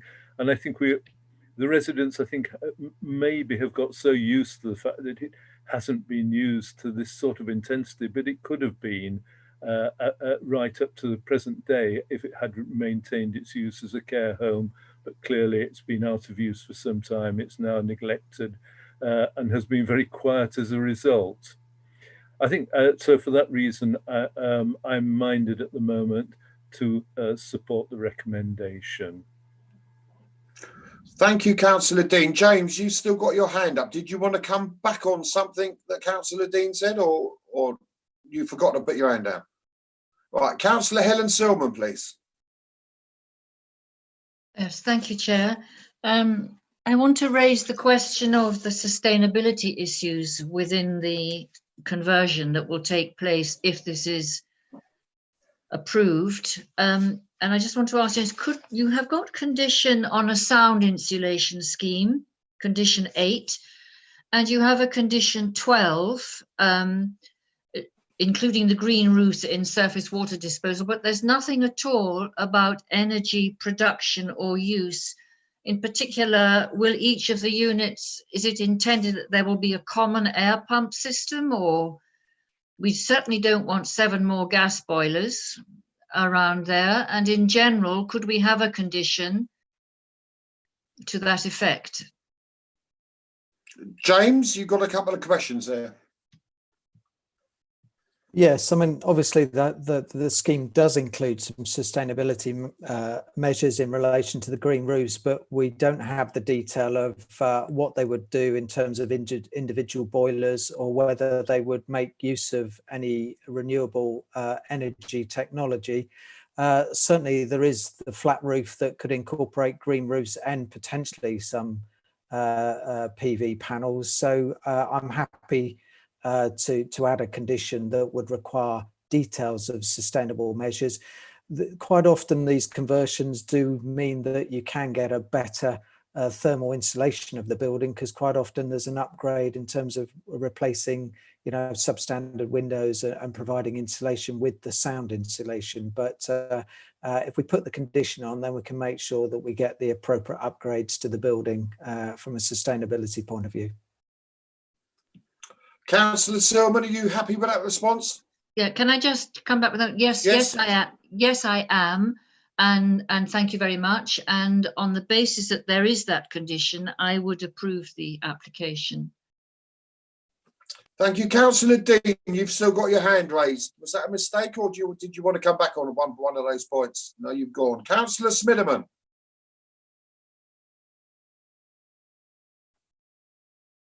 There we go. Thank you, Chairman. Very interesting debate, actually. Very interested listening to the points that Councillor Crouch raised. Of course, it's very easy to sort of look back in the 70s and 80s with some sort of rose-tinted glasses. But actually, the world is a very different place. People don't live in those large houses anymore. Clearly, I would love to see that to still be a care home, as I'm sure many members would. It's simply just not a reality. I think the applicants made a really good job of this. I think, as James pointed out, I think we've got a really good opportunity to actually, you know, use of steel glazing and to protect the residents. So I'm very happy to support this. Thank you, Chairman. Thank you, Councillor Smitherman. It seems everything we do is an interesting debate. It's quite an accolade from someone like you, Councillor Smitherman. Councillor Noel Atkins. Thank you, Chair. We've got the space. We may as well use it. The care home has gone, and it's a good solution, and I'm in support of this application. Thank you, Chair. Thank you, Councillor Atkins. I've got no one else who is indicating to speak. I need someone to put a proposition to me, please. Councillor Noel Atkins, first hand up. Thank you, Chair. I would propose that we accept this application. Thank you. But okay, Councillor Smitherman, I assume you're going to second that. Yes, please, Chairman. There was talk of a couple of conditions added. Yeah, Councillor Atkins, were you happy with those conditions to be added? Yes, I am. To prevent the use of green roofs and the obscure glasses there. And there was another one. I will, just before we go to vote on your proposal, I'll get Mr. Appleton just to clarify what those added conditions were. Mr. Appleton? Yes, thank you. So there'd be a recommendation in the agenda with two additional conditions, one relating to the submission of details of sustainability measures to be incorporated into the conversion. And secondly, as Councillor Atkins has just mentioned, to prevent the use of the green roofs. The obscure glazing is covered in condition number 4. So it's just the two conditions relating to sustainability and preventing the future use of the areas of green roof. So the sustainability one addresses Councillor Silman's points that she raised, does it? Yes, indeed. Okay, so to make it clear, Louise Matthew, you want to come in? Yeah, thank you, Chairman. So you've clarified the proposal with the proposer, Councillor Atkins. Could we just get Councillor Smitherman to confirm that he is seconding that proposal with those two additional conditions, please? Thank you. I was just going to go down that line, but yeah, Councillor Smitherman, are you happy to still second it with those two additional conditions? Very happy to, Chairman, with those additional conditions. Thank you. Right, thank you. So before I pass over to Heather, just to make it crystal clear, we are voting on accepting this application with those two additional conditions. So you're voting for approving the recommendation. Heather, can you go to the vote, please? Thank you, Chair. Councillor Noel Atkins, for, against or abstain? For. Councillor Paul Baker, for, against or abstain? Against. Councillor Jim Dean, for, against or abstain? For. Councillor Karen Harman, for, against or abstain? For. Councillor Paul High, for, against or abstain? Against.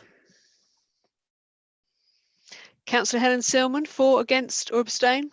For. Councillor Bob Smitherman, for, against or abstain? For.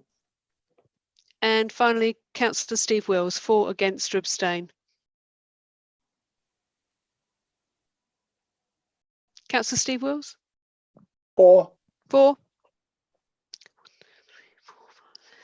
6 for and 2 against. Okay, so that has been carried on a vote of 6 for and 2 against. Thank you. We move on to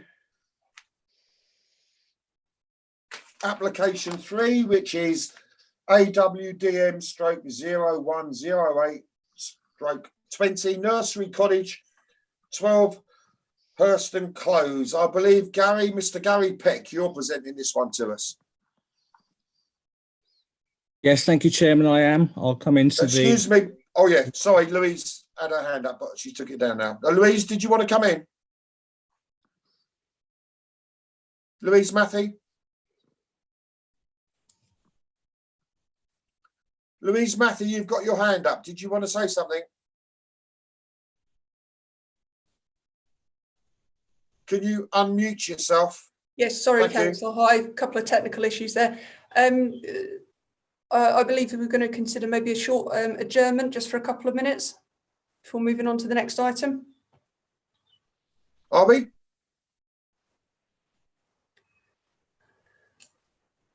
I just added it saying if you can suggest a comfort break, it's up to you, Chair. The time is now on here 2019. I propose, if the committee are in agreement, we adjourn for 5 minutes. We'll call it 20.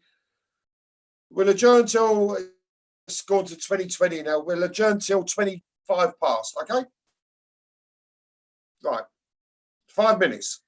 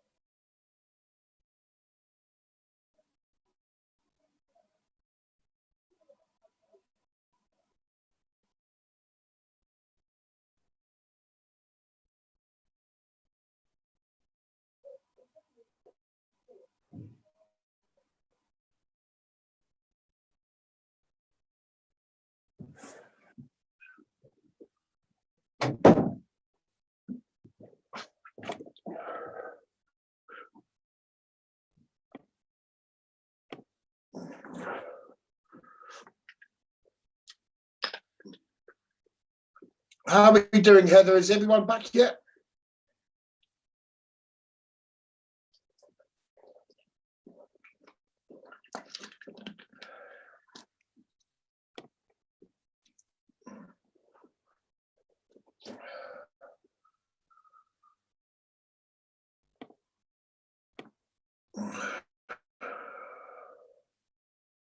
Heather, can you check that the whole committee are back online, please? Noel Atkins, yes. Paul Baker. Jim Dean. Can you respond, please, committee members? Jim Dean. Karen Harman. Paul. Helen Silman. Councillor Bob Smitherman. Yeah. Present. And Councillor Steve Wills. Present. They're all present, Chair. Charlie, please. Right, thank you. Gary, do you want to continue with the presentation for this application, which is Nursery Cottage, 12 Hurston Close, Worthing, please? Yes, thank you, Chair. Item 3. There's nothing further to add to the report by way of representation, so I can go straight into the presentation, which starts with the overhead view on the screen now. I'll then show the plans and some photographs. So starting with the site itself, the overhead view here shows the site before it was developed. It is a backland site, and it's where the red circle is at the moment, where the cursor is circling. As we'll see from photographs in a moment, the dwelling is located on this part, this western side of the site, and the eastern element also forms part of the site where the dwelling has been built. As members will see, the application is a retrospective application, and essentially there are 3 parts to it. They are the retention of dormers, the retention of a porch, and steps to the rear elevation, which is the western elevation in this case. Onto the site plan, just to show members that briefly, and if I just pull this plan down just to show what was shown there on the bird's eye. We can see that the access is from the south here in Hurston Close, where the cursor is circling. And as I said a moment ago, the dwelling's on this part here and the garage on the eastern part of the application site. And just showing that in more detail, we can see therefore the dwelling here where the cursor is circling, the access here, again where the cursor is at the moment, and the garage here. The porch, which is the subject of the application, is here where the cursor is circling, and the 2 dormers on this part here, they're also on the western elevation, as are the steps up to the rear door area.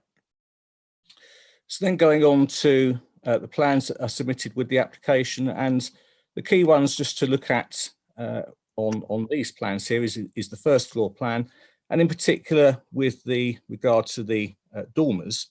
As members will see in the report, these dormers are blind dormers at present, but they are lit from above where the cursor is circling by existing roof lights. So that's there and there. We can also see that on the section where the cursor is at that point as well. As also stated in the report, as you can see, one of the rooms that the dormers serve is a bathroom. Coming then down into elevation form. Sorry, I'll just go back up one page there and just bring this plan down again. Into elevation form, the dormers shown here on the second left plan there, that's the western elevation. So these are, sorry, the fourth plan along the western elevation here. So these are the blind dormers that are the subject of the application, which I'll show a photograph of in a moment. These are the doors that are served by the steps leading up, where the dormer is here and here. And on this third plan is the porch. The porch is the first element we'll see in the photographs. And again, if I just pull this photograph out, this is taken from the accessway, in other words, to the south of the dwelling. And we can see here the porch is at that place there on the eastern elevation, and which forms part of this application. Next photograph just steps down a little bit. That's the driveway. So let's just turn around just to show members the entrance from Hurston Close. That looks in a southerly direction. And then the first photograph where we get a glimpse of the dormers is taken from within the site. So this is close to the back wall of the dwelling, the western elevation. As we can see, the dormers are here. Here. On to the next photograph. This is the steps up to the rear elevation. So previously It was anticipated that this would be flat with the doors at ground level. So we can see the level of the dwelling is actually above the ground level, and therefore the steps here and here have been constructed at the rear to serve the balcony doors and the step into this paved area at the rear. That's the western boundary of the application site, and that's looking in a northerly direction. And then if we come on to the next photograph, this one looks in a southerly direction, and we can then see some of the properties that border the site to the south in Hurston Close. So again, we can see the steps there at that point and that point, and the nearest residential property behind that. Moving on to the next photograph. This is a photograph when I was stood on the steps. So this is adjacent to those back patio doors you've just seen when standing on the steps. As we can see from this photograph, it is possible to see over the fence into the properties here, Hurston Close, at this point and this point. If I then come down off those steps in the next photograph onto the ground level, the first floor of the properties is still clearly visible, as you can see, but the ground floor has disappeared, and accordingly it is suggested at the end of your reports on page 48 that a condition number 7 is imposed to require trellis fencing along here to block the view, if I go back to the previous photo, to reduce the view of these ground floor elements here that can only be seen as a result of the steps. Just to clarify for the purposes of the western elevation, at present that fence there is higher than the one that serves the southern elevation, and as you can see there is no overlooking. Again, that stood on the steps there, and that at present does not provide any overlooking of the adjoining property to the west. So that concludes the presentation, Chair. I don't have any representations to read out, and I'll stop sharing the screen now. Thank you. Thank you, Gary. Members, have you got any questions for Gary on the presentation? Anything for clarification or any points? If so, please raise your hand. Councillor Paul Baker, please. Yes, Gary, can you just clarify what the relevant planning history on this development has been? Because reading through the notes, it looks like that these dormers were refused in December 2019. Is that correct?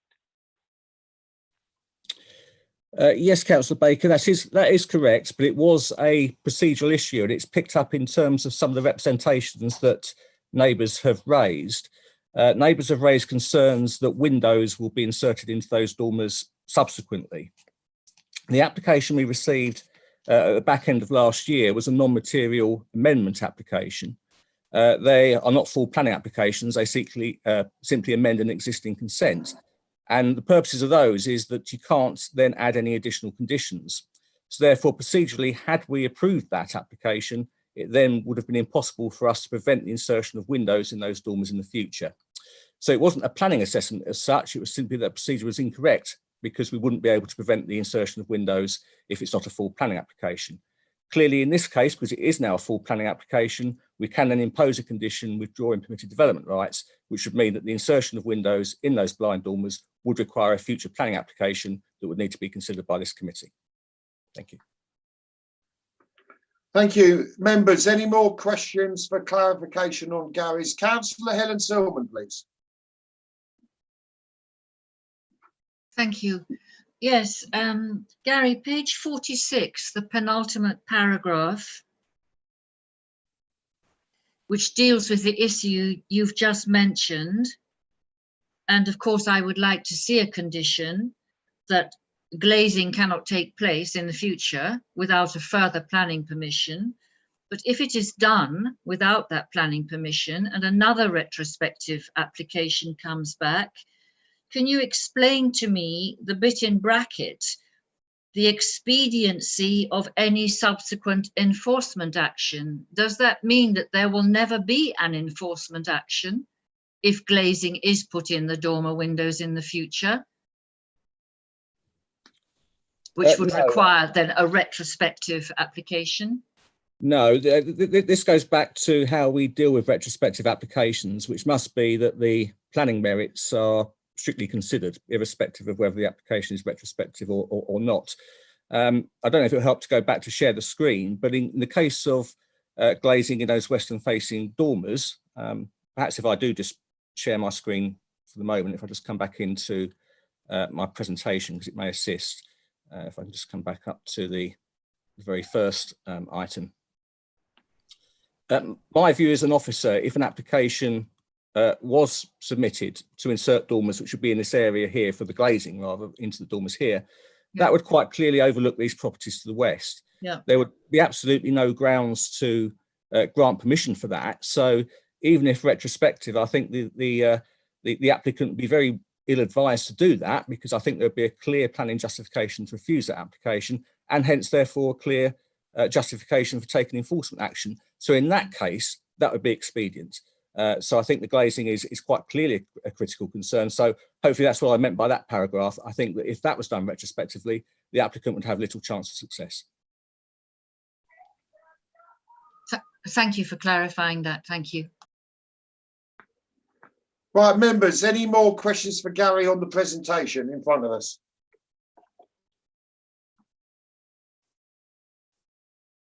No, right, okay. I'm now going to ask Lizette Bull is objecting to this. Lizette, can you read out? You'll have 3 minutes from the time you commence speaking, please. Lizette.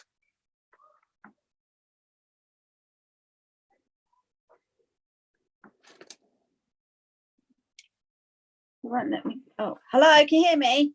Yes, we can indeed. Hello, good evening, Mr. Chairman. Okay, firstly, I would like you to consider the following points prior to your approval of the above application. The original plans that were submitted were declined due to the scale of the build. The plans were then revised and approved subject to certain terms and conditions. These terms and conditions were not adhered to during the build, and both myself and my neighbours have suffered damage to our properties and cars throughout the process of this. I contacted the council on numerous occasions, advising them, i.e. of materials stored on the pavement, which is a hazard, blocking the road so we couldn't park outside of our properties and out of hours working, etc. Mr. Meredith has now built a property with added blind dormers, which we know will have windows at a later date and evade the privacy of residents on the Findon Road. A porch that looks directly into my bedroom windows, as you can see out there tonight, with lights as well, shining into my property and added security lights as well, which are always going off, obviously, due to the amount of cats that are around here. Not to mention the view of the trees that I've obviously lost as well. The size of this build should never have been agreed for this small plot, which has now been shoehorned in. I would also like to know, when planning permission is obviously granted originally, subject to terms, conditions X, Y, and Z, why are these, when these are not adhered to, Mr. Meredith can build, as I say, what he likes. And as I say, it's not on really. So therefore, I'd like you to thoroughly consider this application prior to the approval. Thank you. Thank you, Lizette Bull. Gary, do you want to address some of those points that Lizette raised there? Yes, Chairman, maybe just a quick point of clarification for members. If I may, I'll just go back and share the screen again, because there was reference to an earlier refusal again, and members will see in their report that originally there was an application refused first off for dwelling on this site, but at that point the application site only consisted of this part here. That was the very first application that was refused. It didn't have this part here where the house is actually located. There was a dwelling that was in this part here, and officers clearly were concerned about that. And the site area almost doubled subsequently. So what we did eventually grant was very different to the first refusal. I'll come back off screen now. In respect of the last point, yes, officers were very quickly aware of a number of breaches at this application site, and they have been more or less continuous through its construction. However, the normal way of doing that in the planning process is to request a retrospective application, and that's what you have before you now to consider. Thank you. Thank you, Gary. Members, have you got any questions for Lizette Bull for clarification on what she said? If so, raise your hand.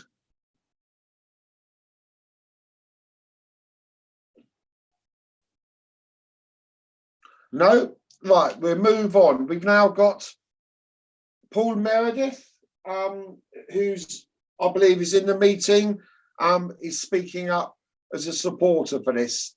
Paul, you'll have 3 minutes, up to a maximum of 3 minutes to speak once you start commencing. And welcome to the meeting.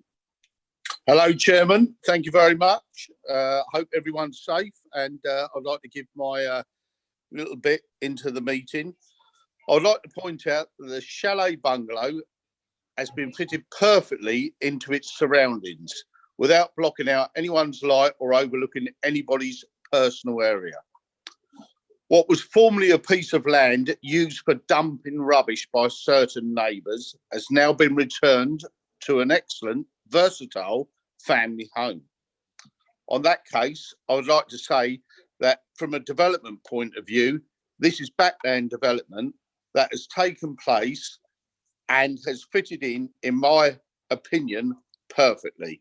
Unfortunately, you will always upset one person, and from that, I can't turn the clock back. But there we are. That's where we are. And I'd like to thank the planning team and the enforcement officers for guidance throughout the build process. Thank you very much. Right, thank you, Mr. Meredith. Members, have you got any questions for Mr. Meredith on what he has just said? If so, raise your hand.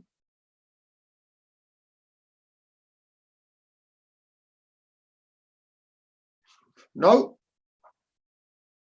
Well, in that case, we will go into the debate. Members, if you wish to speak, can you raise your hand, please? Councillor Helen Selman. Thank you, Chair. Yes, it's not the first time I've said this. My heart sinks when I see these retrospective applications coming in, because one of the purposes of planning practice and legislation, and I know the officers try, and I believe all the members of the committee try very hard to balance one person's wants and desires with another person's. And the result of the first application was that the neighbours had to accept, even if they didn't want it, that there would be a new property here on this backland. And it was subject to conditions, and a certain form was agreed. And then the builder developer does something different, and within the law is required to come back with an application, a new planning application, to approve what he has already done in contradiction to the original permission. And I don't like it, and I know what the law is. So in this particular case, my sympathies are with the neighbours and the person who has just objected. Subject to the condition which Gary has said can be applied, I would have to accept this and the officer's advice, but I want it recorded. I do not like this kind of behaviour. Thank you, Can I just think, I'm sorry, just one more sentence, and to say that I am never surprised. 12 months ago, I was very surprised when residents said to me, we don't like the planning system, we don't trust the planning system, we don't like anything about planning, because it's always against the interests of the weaker person, if you like, the neighbours. And now I do understand that. It doesn't gain respect for the planning process when this kind of thing happens. Thank you, Councillor Silman. Any other members want to speak? Councillor Jim Dean. Really just backing up what Councillor Silman has said, it really is, it does create a nonsense of the planning system when people just flout no is a particular application, and they know what was approved and they know what wasn't approved, and then they flout it and come back and try and if like push through changes which weren't accepted originally. It's extraordinarily frustrating for everybody concerned, and particularly for neighbours who had a certain expectation of what would happen as a result of the application being passed. I'm comforted to know that in this case, these blind dormers will now, it will be very difficult, and I'm sure the neighbours will make it absolutely sure that it will be very difficult for any windows to be put into them. To me, they look absolutely hideous on the building, but there we are. That's just a matter of opinion. You know, for me, dormers have a particular purpose, which is, and I know there are windows in the top, but they look rather odd without them on the side. But anyway, I'm comforted to know they won't actually, it won't actually be possible without a further full application for that to be done, and that it would likely be objected to on the grounds overlooking. But it is desperately frustrating when this kind of thing happens. Thank you, Councillor Dean. Gary, can you just confirm and explain again what the extra condition that you said has been put on about the fencing? I believe it was about fencing, wasn't it? Yes, Chair, that is a condition that's in your report. It's just because of the steps that have been added to the rear. When you stand on the top of them, that allows the ground floors of the properties, including that of the speaker, to be seen on top of those steps. I don't see there's any necessity for that to be the case. So therefore, a condition is proposed to increase the height of that fence, possibly by a trellis, as suggesting the condition, that will then more or less block out the view of the ground floor that's been obtained from the insertion of those steps. There is a withdrawal permitted development condition as well, as mentioned by Councillor Seelman. Thank you. Okay, and I assume, should we approve this tonight, that extra condition will have to be enforced, will it? Yes, it will, and I know how frustrating it is, because I share members' frustration, and have done ever since I became a planning officer. We receive these applications, and very often it seems that has been suggested that it favours the person who has done the works, but we do have to assess these on planning grounds. But having said that, I think the conditions we've imposed now are there for a reason. They're there for good reason. I.e., if windows overlook the western garden, we would have a clear reason for planning refusal. And equally, I think that because of the standing on the steps, which now allows a view of the ground floor of those properties, I think we're perfectly justified in increasing the height of the fence as well. So I think if those conditions aren't complied with, to my mind, my professional recommendation is that we'd have good grounds for taking enforcement action if those conditions aren't complied with. So in that instance, that's where the planning merits, if you like, would then tip in favour of the objectors. Thank you.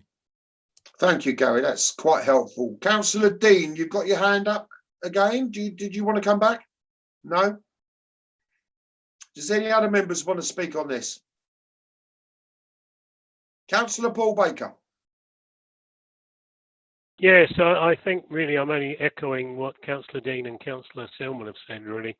I think all of us that sit on planning hate it when we see planning decisions basically being road roughshod over.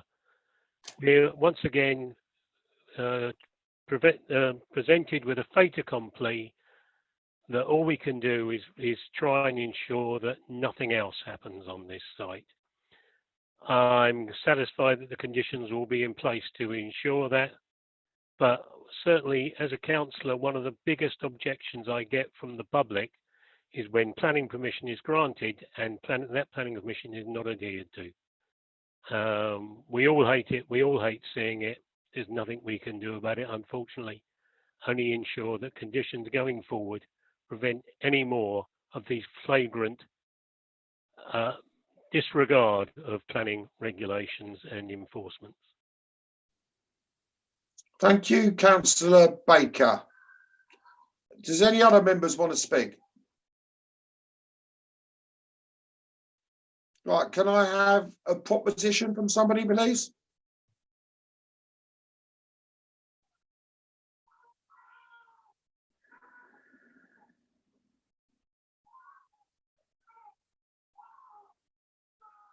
Councillor Smitherman. Thank you, Chairman. And I sympathise with what previous colleagues have said about respective applications. It's a long time since I've sat on planning, and I understand how frustrating it is. I really appreciate the work that Gary and his team have done to reach a compromise here, and I think we should support this with those additional conditions. So therefore, I'm happy to propose that we support this with those additional conditions and ensure that they're enforced. Thank you. Thank you, Councillor Smitherman. Councillor Noel Atkins. I'd like to second the proposal. Thank you. So for clarification, we've got a proposition by Councillor Smitherman, seconded by Councillor Noel Atkins to approve this recommendation with the associated added conditions that are on there. Heather, can you go to the vote, please? Thanks, Chair. Councillor Noel Atkins, for, against or abstain? For. Councillor Paul Baker, for, against or abstain? Abstain. Councillor Jim Dean, for, against, abstain? For. Councillor Karen Harman, for, against or abstain? For. Councillor Paul High, for, against or abstain? For the first time tonight, for. Councillor Helen Silman, for, against or abstain? For.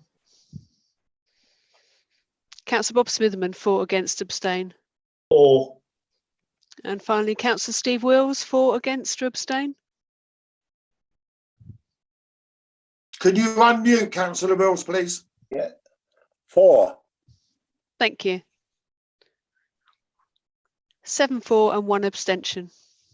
Thank you. Okay, so that application has been approved. Thank you. We move on to the last item on the agenda tonight, which is AWDM stroke 1008 stroke 19, the former EDF car park on South Downview Road, Worthing. Gary, you're presenting this one as well, I believe. Yes, thank you, Chair. On to item which is number 2 on your agenda. And I just have one further addition to the report to members, and that relates to part of the report on page 31. There is mention of the provision of cable ducting for the remaining car parking spaces where appropriate to provide passive provision for those spaces to receive electric vehicle charging points in the future. I can confirm that the applicant has agreed to that and therefore that cable ducting can be provided. To that extent, therefore, I would suggest a slight amendment to condition 26 to ensure that that provision is made and that therefore all of the spaces on the application site, in addition to those 49 that already have EV charging points proposed, will have the ability to provide such EV points in the future. So onto the presentation, and on the screen at the moment is the application site circled in red. It is the rear part behind the former EDF building, which has permission for a residential conversion stated in your report. This is an area currently a car parking area that served the former building. The access to the site, as I'll show in a minute, comes here from the western side, and then the units will be provided in here. And as members will see in the report, there are 22 of those units in all altogether. Onto the plans first off, and just to show first off, I'll just come down to this one here just to confirm that the access is from the western side. Sorry, that plan has just skipped over. We can just see here South Downview Road. I'll come across in red here. The application access site is here, and the proposed units would be in this point. This blue line here indicates that the applicant has control owns the adjoining land, and that's the part where the residential conversion with permission will take place. The next plan is just a site plan showing levels. For members familiar with the site, there is a watercourse that runs around the side on the northern side, almost effectively a small ditch, in fact. And this plan here confirms that the application site just follows the watercourse, which is just here, just to the point where it comes around here. It's a very narrow ditch, so that's the extent of the application site, just shown on that particular plan. The next one is the site plan, and this is the most informative. As stated in the report, therefore, there are 5 separate blocks providing 22 units. The first block is here. This provides 8 units here. That's unit named as unit 1, but there are 8 individual units within it. Unit number 2 here provides a further 4, just where the cursor is. Unit 3 has a sort of island in the middle of the site, that provides a further 2. Those units are slightly higher than the rest. In general, these buildings are 7 metres in height, but this unit here is about 8. On to the southern part is unit 4, and that provides a further 6 units, and then the 5th block here providing a further 2 units. So these configurations will provide a number of different sized units for light industrial use. As I mentioned a moment ago, the access is here from South Downview Road on the western side. So the access comes in at this point here. There is a footpath, a continuous footpath, just to stress, on the northern side that leads into the site. And there will be a fence provided here to separate the access from the residential properties that were permitted in here under permitted development. As we can see off the plan, there are 97 parking spaces provided around the application site, and there are also provision for 48 cycling spaces, just where my cursor is circling here, here, and over here as well. Members will also note in the report there are some existing small trees on the site which will be lost as a result of the proposal. There will be additional planting towards the edge of the site, and the officers feel that that is an acceptable replacement. The existing site section that I'm showing now really just shows the extent of the converted building on the application site. As you can see, that's quite a tall building, and really the purpose of the section here is just to demonstrate to members that the proposed buildings now shown in the darker profile are lower than those buildings that surround them to the west, and indeed a number of the other buildings on the wider industrial estate are of a higher height and bigger height and scale than the ones proposed here. We then just have plans for all of the individual units, and largely these look the same, and really their only difference is the number proposed within them. This is the larger block number 1 with the 8 units, fairly standard design that you'd find on an industrial estate when serving light industrial units. So that's 8 in a row, and that sits essentially within the site. Number 2, block 2 there with the next 4 units, again a very similar profile and similar height. On then to the 3rd unit. These are configured, as I mentioned a moment ago, slightly differently, and so therefore the height of these is a little bit higher, with a slightly higher eaves height, but because they sit essentially within the site rather than on the borders, your officers are not concerned about that slight increase compared to the other units. Onto the 4th block, that's the second largest out of the 5 proposed, and that's another 6 units here, again very similar in design to the ones we've seen previously.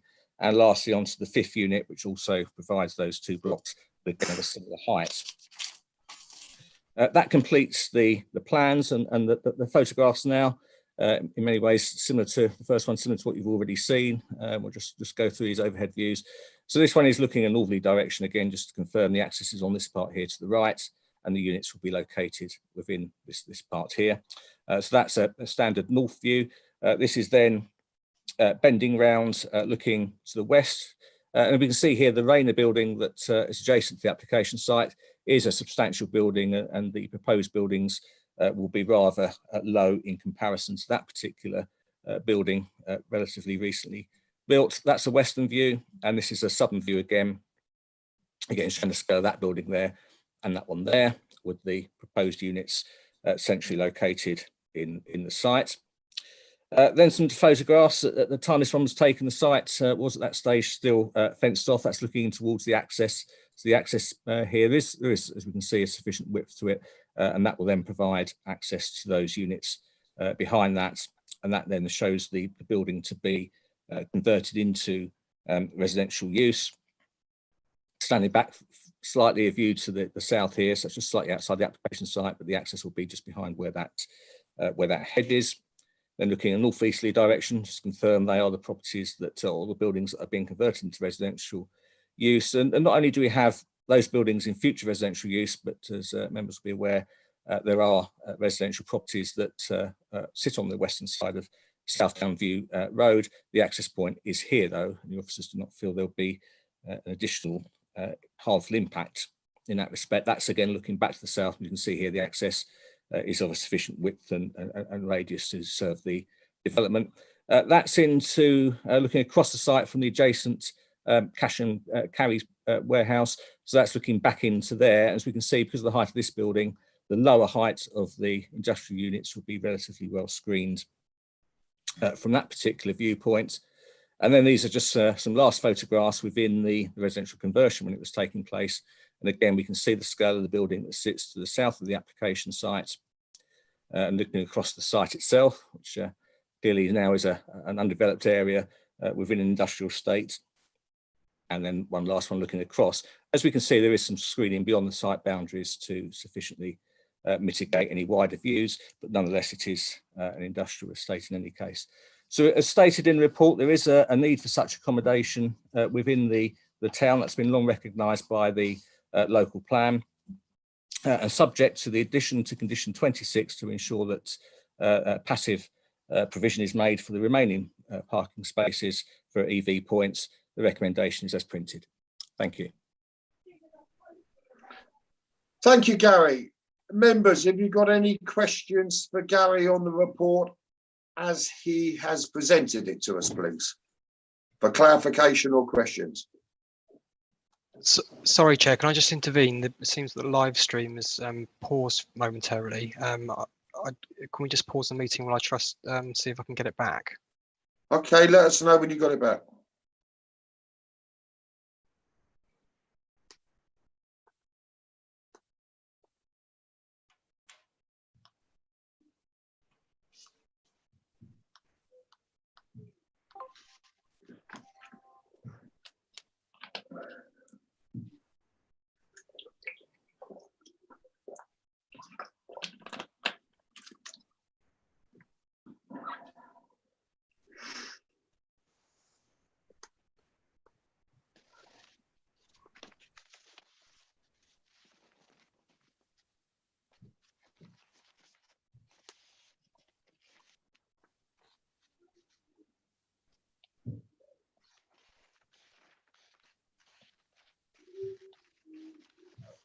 Okay, Chair, it's working again. Okay, thank you. We're at the stage of just asking questions on the report. We're not into open discussion as yet. Councillor Helen Silman, please. Oh, I'm open. Can you hear me, Chair? Yes, we can. Thank you. Page 38, top paragraph. You see how much I learned from Teville Gate? Always have the page number ready.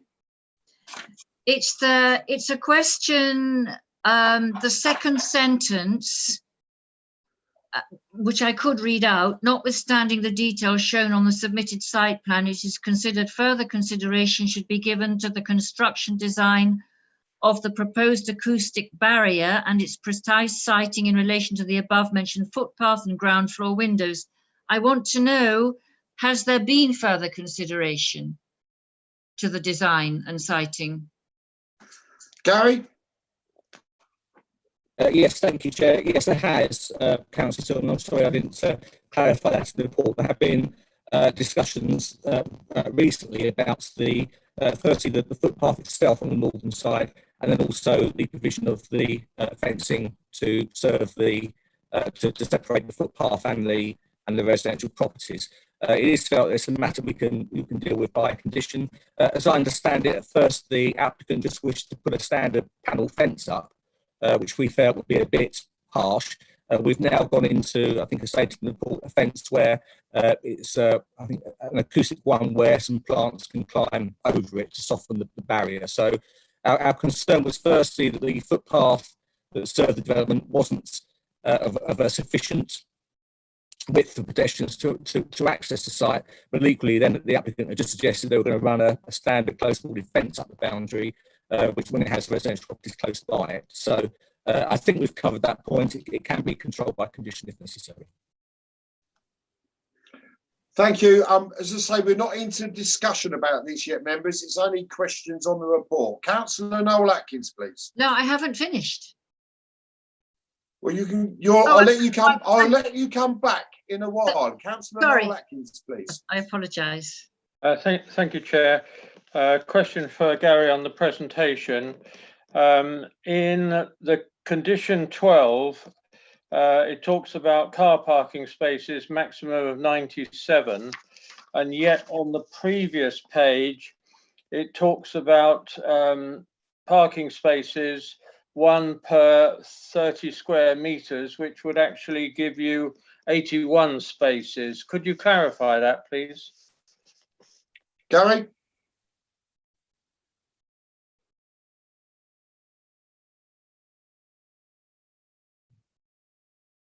Gary? Sorry, Chairman, just having a bit of trouble unmuting there, but I think I'm back on now. Yes, Councillor Atkins, in actual fact, seeking condition 12, that both the car parking spaces and the cycle parking spaces differ to what is in there.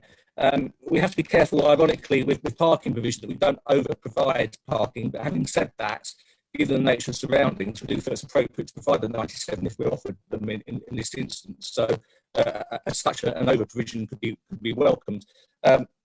We have also a minimum of 20 cycle parking spaces. Again, that's a standard we'd normally expect. In actual fact, we've got 48 on this site. So I think in part because of the way the site's been developed, the parking spaces and the cycle parking spaces probably dictate themselves. And indeed, I suspect, having looked at the layout, there may even be some more informal car parking spaces that could be fitted in front of the units themselves. I think probably the key point is we shouldn't worry about any overflow onto surrounding roads as a result of this development, because we do appear to have sufficient car parking provision. Thank you. Gary, your sound is breaking up pretty badly. I think we can all hear you, but it seems to be getting continually worse. Councillor Karen Harman. Can I just ask, is there any details of the actual accommodation, that the floor plans, anything, any pictures at all of what the accommodation will be like? Gary?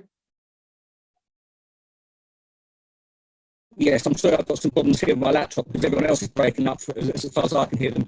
I think Councillor Harman's question was about the accommodation of the units.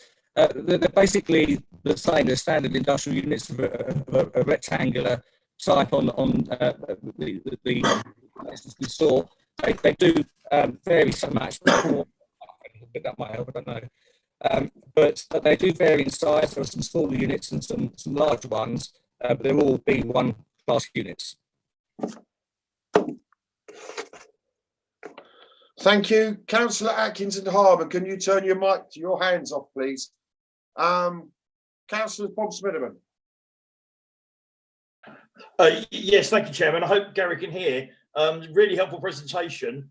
Can I just seek some clarity about the 22 B1C units? I'm not an expert on B1C. 22 seems quite a lot, and I'm just wondering how, kind of what sort of things that cover, and how much flexibility there is if we find out that actually there isn't the need for 22 B1Cs. Thank you, Chairman. Gary? Yes, thank you, Chair. Yes, I heard that question just about there. Firstly, in terms of B1C, they are light industrial units. The planning definition of those are that they can be accommodated normally in a residential area without detriment to the amenities of surrounding residential properties. So in other words, they are, if you like, a light industry compared to a heavy industry. I think in the past, our local plan has always shown such a deficit of the provision of industrial floor space, and there are many firms that I see we have trouble accommodating within the town, that I would very much hope, from what I've heard in the past, there will be sufficient demand, but equally there would be the opportunity for the applicant, if so wished, to apply to change use of those units. My understanding is they do feel there's sufficient demand for this type of use on the site, and as I say, I think it has been long held in the town that we've got a shortage of being able to provide such accommodations. So hopefully it will work out okay. If not, the applicant will be open to change the conditions and come back with a different type of use. But as I say, I think there'll be sufficient demand. Thank you. Right, Councillor Jim Dean. Thank you very much, Chairman. It's a very, very minor point. Page 30, third paragraph down. We're not allowing any deliveries or collections between 8 and 17. I think there is an except between 8 hours, 8:00 hours and 17 hours. It is actually correct in the details at the end in the conditions, but it's incorrect in the report. Just needs an except put in there before between. Thank you. Yeah, you're quite correct. I've just read that. Can that be amended, Gary, please?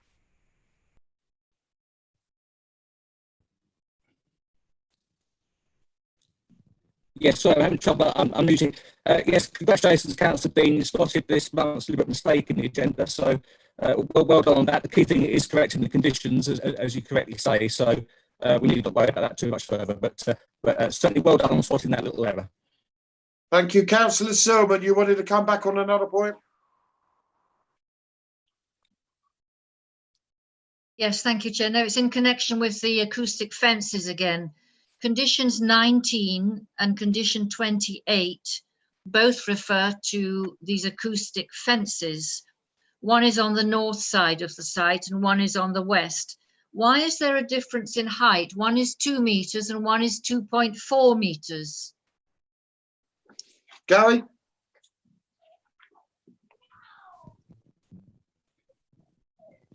Yes, thank you, Chair. Yes, thank you, Councillor Silverman. That's because the fences have two different purposes, really. The first one is to separate between the residential properties and the industrial units. The other one is simply as a barrier, a security barrier around the rest of the site for industrial units, where you might expect a slightly higher fence for security reasons. So that would explain the variation. So we separated those out because we're not trying to achieve the same thing with the two fences, if you like. Thank you, Gary. Well, we've no speakers either for or against this one, so we go straight into discussion. I'm going to use my chairman's prerogative and speak first. I think this is great. This is using up an unused bit of land in an industrial estate. It is going to create jobs. It's going to create a more economy for Worthing, and I applaud it. And I think this is the sort of thing that Worthing needs. It needs things like this on bits of barren land, not just housing. I'm all for the housing and to get enough places for people to live, but I like to see things like this come along, which is boosting the economy and boosting business. And I applaud this, and I will certainly be voting for it. And I'll use my chairman's prerogative to actually propose that we accept this. Right, I've got Councillor Silverman. Thank you. Yes, Chair, I agree with you. It is a really, really good use of the land, and I know that we need these light industrial units. The questions that it arises in my mind are its proximity to the residential units which were created under permitted development.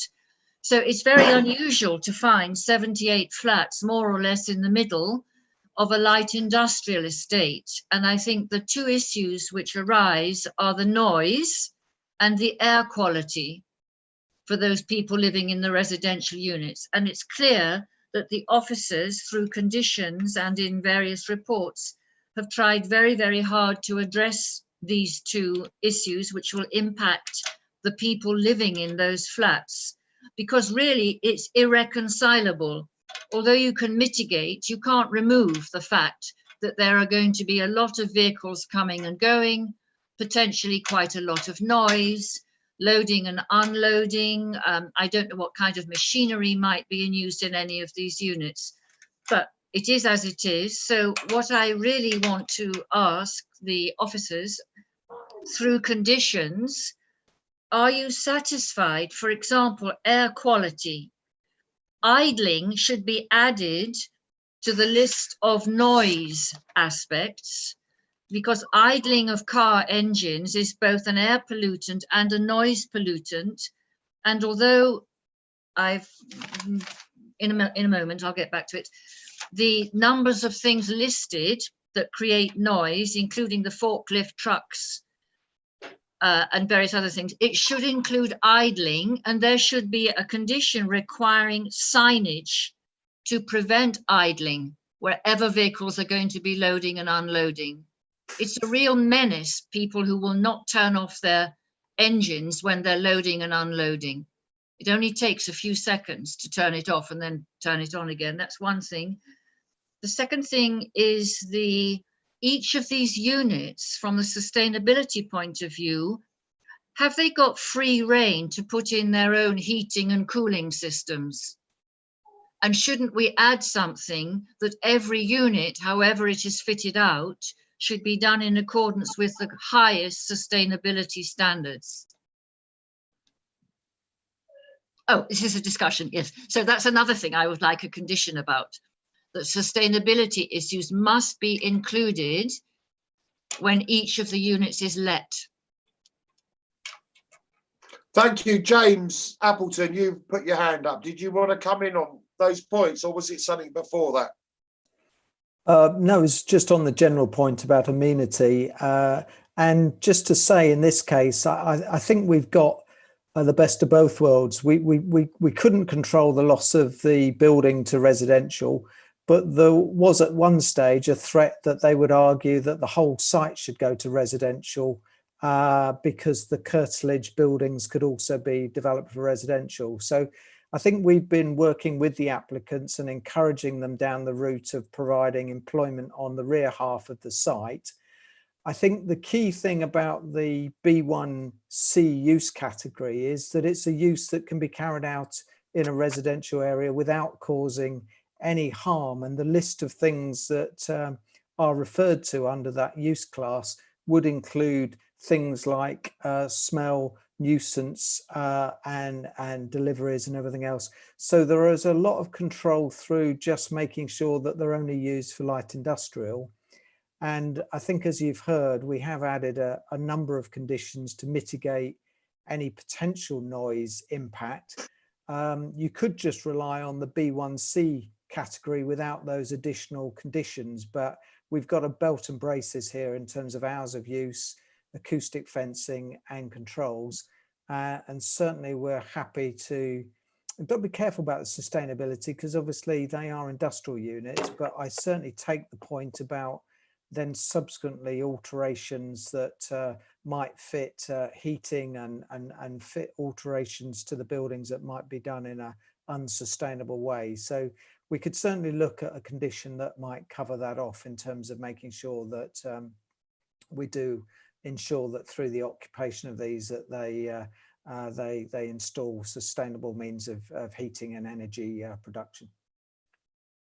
Thank you, James. Councillor Paul Baker. I haven't finished. You just again. Yes. I mean, we spend a lot of time at the planning looking at the need for additional housing, and of course there is, but of course additional housing means we need additional jobs as well.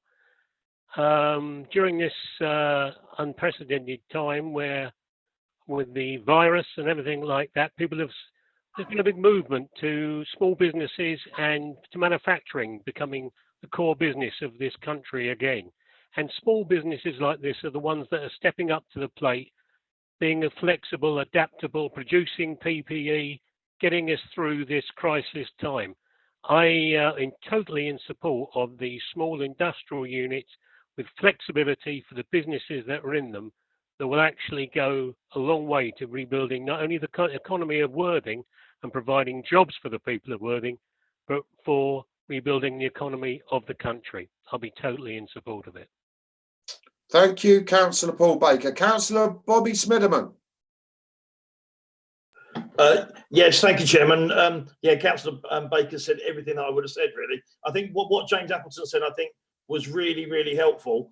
I would be increasingly concerned if we were to add additional conditions that was going to make it very difficult for the applicant in this case.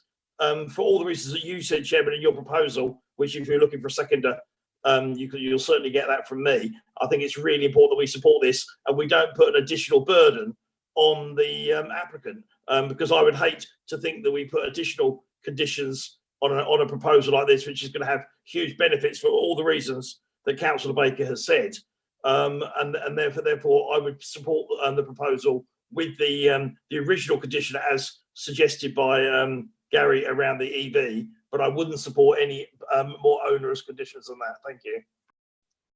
Thank you. So I take it you're seconding my proposal. Councillor Noel Atkins.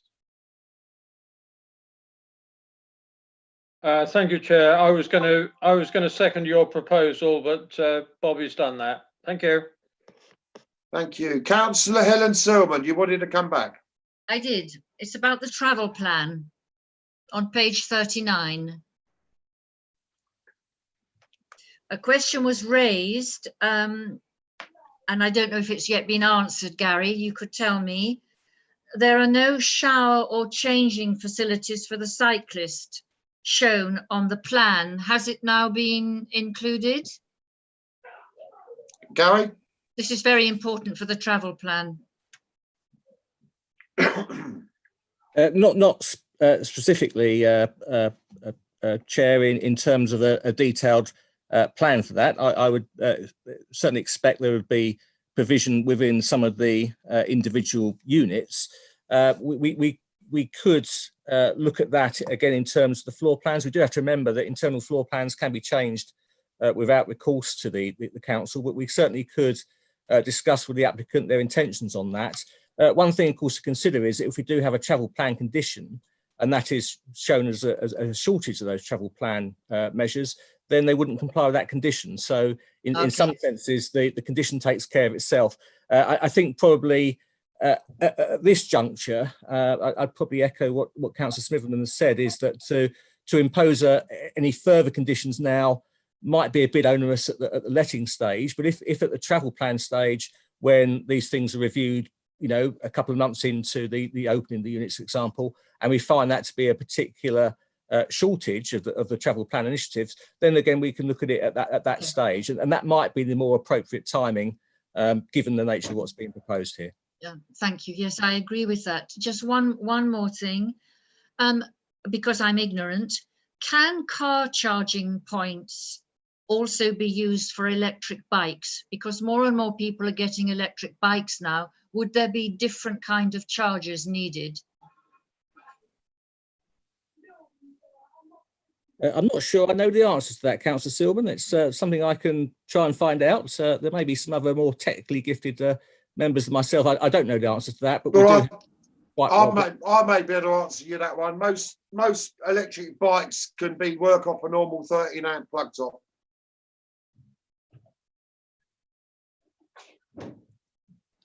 Thank you. Councillor Jim Dean. Thank you very much, Chairman.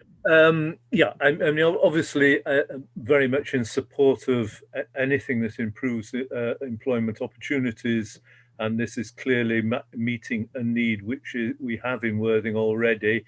It is slightly ironic that it's for the same developer that removed a great many employment opportunities by using permitted development to develop the rest of the site as housing, and in effect we're going through contortions to try and meet the needs of that change in the one that's now being created by this application.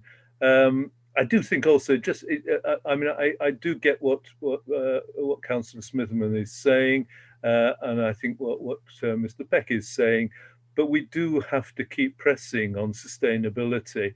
I accept that there are sometimes financial penalties, or there may be financial penalties, but there are even bigger penalties if we don't keep pressing forward on sustainability features in the developments that we agree. And if we're not agreeing them now, these are things that are going to be around in 2050 or beyond, when we should have had them in, and that we will be looked back on and say, well, why didn't they put those things into the things that were being approved in 2020? I do understand the conditions now are difficult, but we do have to keep pressing forward on that. Thank you, Councillor Dean. Do any other members want to speak on this? Right, you've got a proposition from myself to approve this recommendation, and it was seconded by Councillor Bob Smitherman. Was there, Gary, remind me, evening's dragging on a bit now. Was there an additional condition you put on here in discussion? Just an addition to number 26, Chair, just to ensure the passive provision of the EV points. So not an additional condition, just an addition to an existing one. Okay, so all right. So you've got the recommendation as it stands, proposed by myself and seconded by Councillor Smiderman to approve with that addition to an existing one that Gary's just told you. Heather, will you go to the vote, please? Thanks, Chair. Councillor Noel Atkins, for, against or abstain? For. Councillor Paul Baker, for, against or abstain? For. Councillor Jim Dean, for, against, abstain? For. Councillor Karen Harman, for, against or abstain? For. Councillor Paul High, for, against, abstain? For. Councillor Helen Silman, for, against or abstain? For. Councillor Bob Smitherman, for, against or abstain? For. And Councillor Steve Wills, for, against or abstain?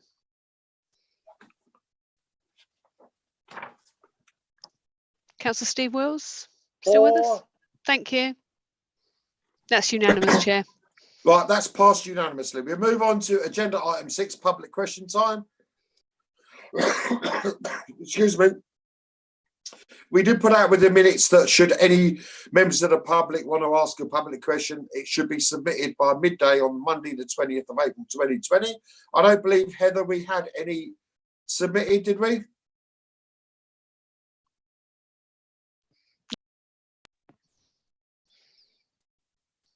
Heather? No. No. So, Louise, help me now. What do we do on public question time where there's members of the public?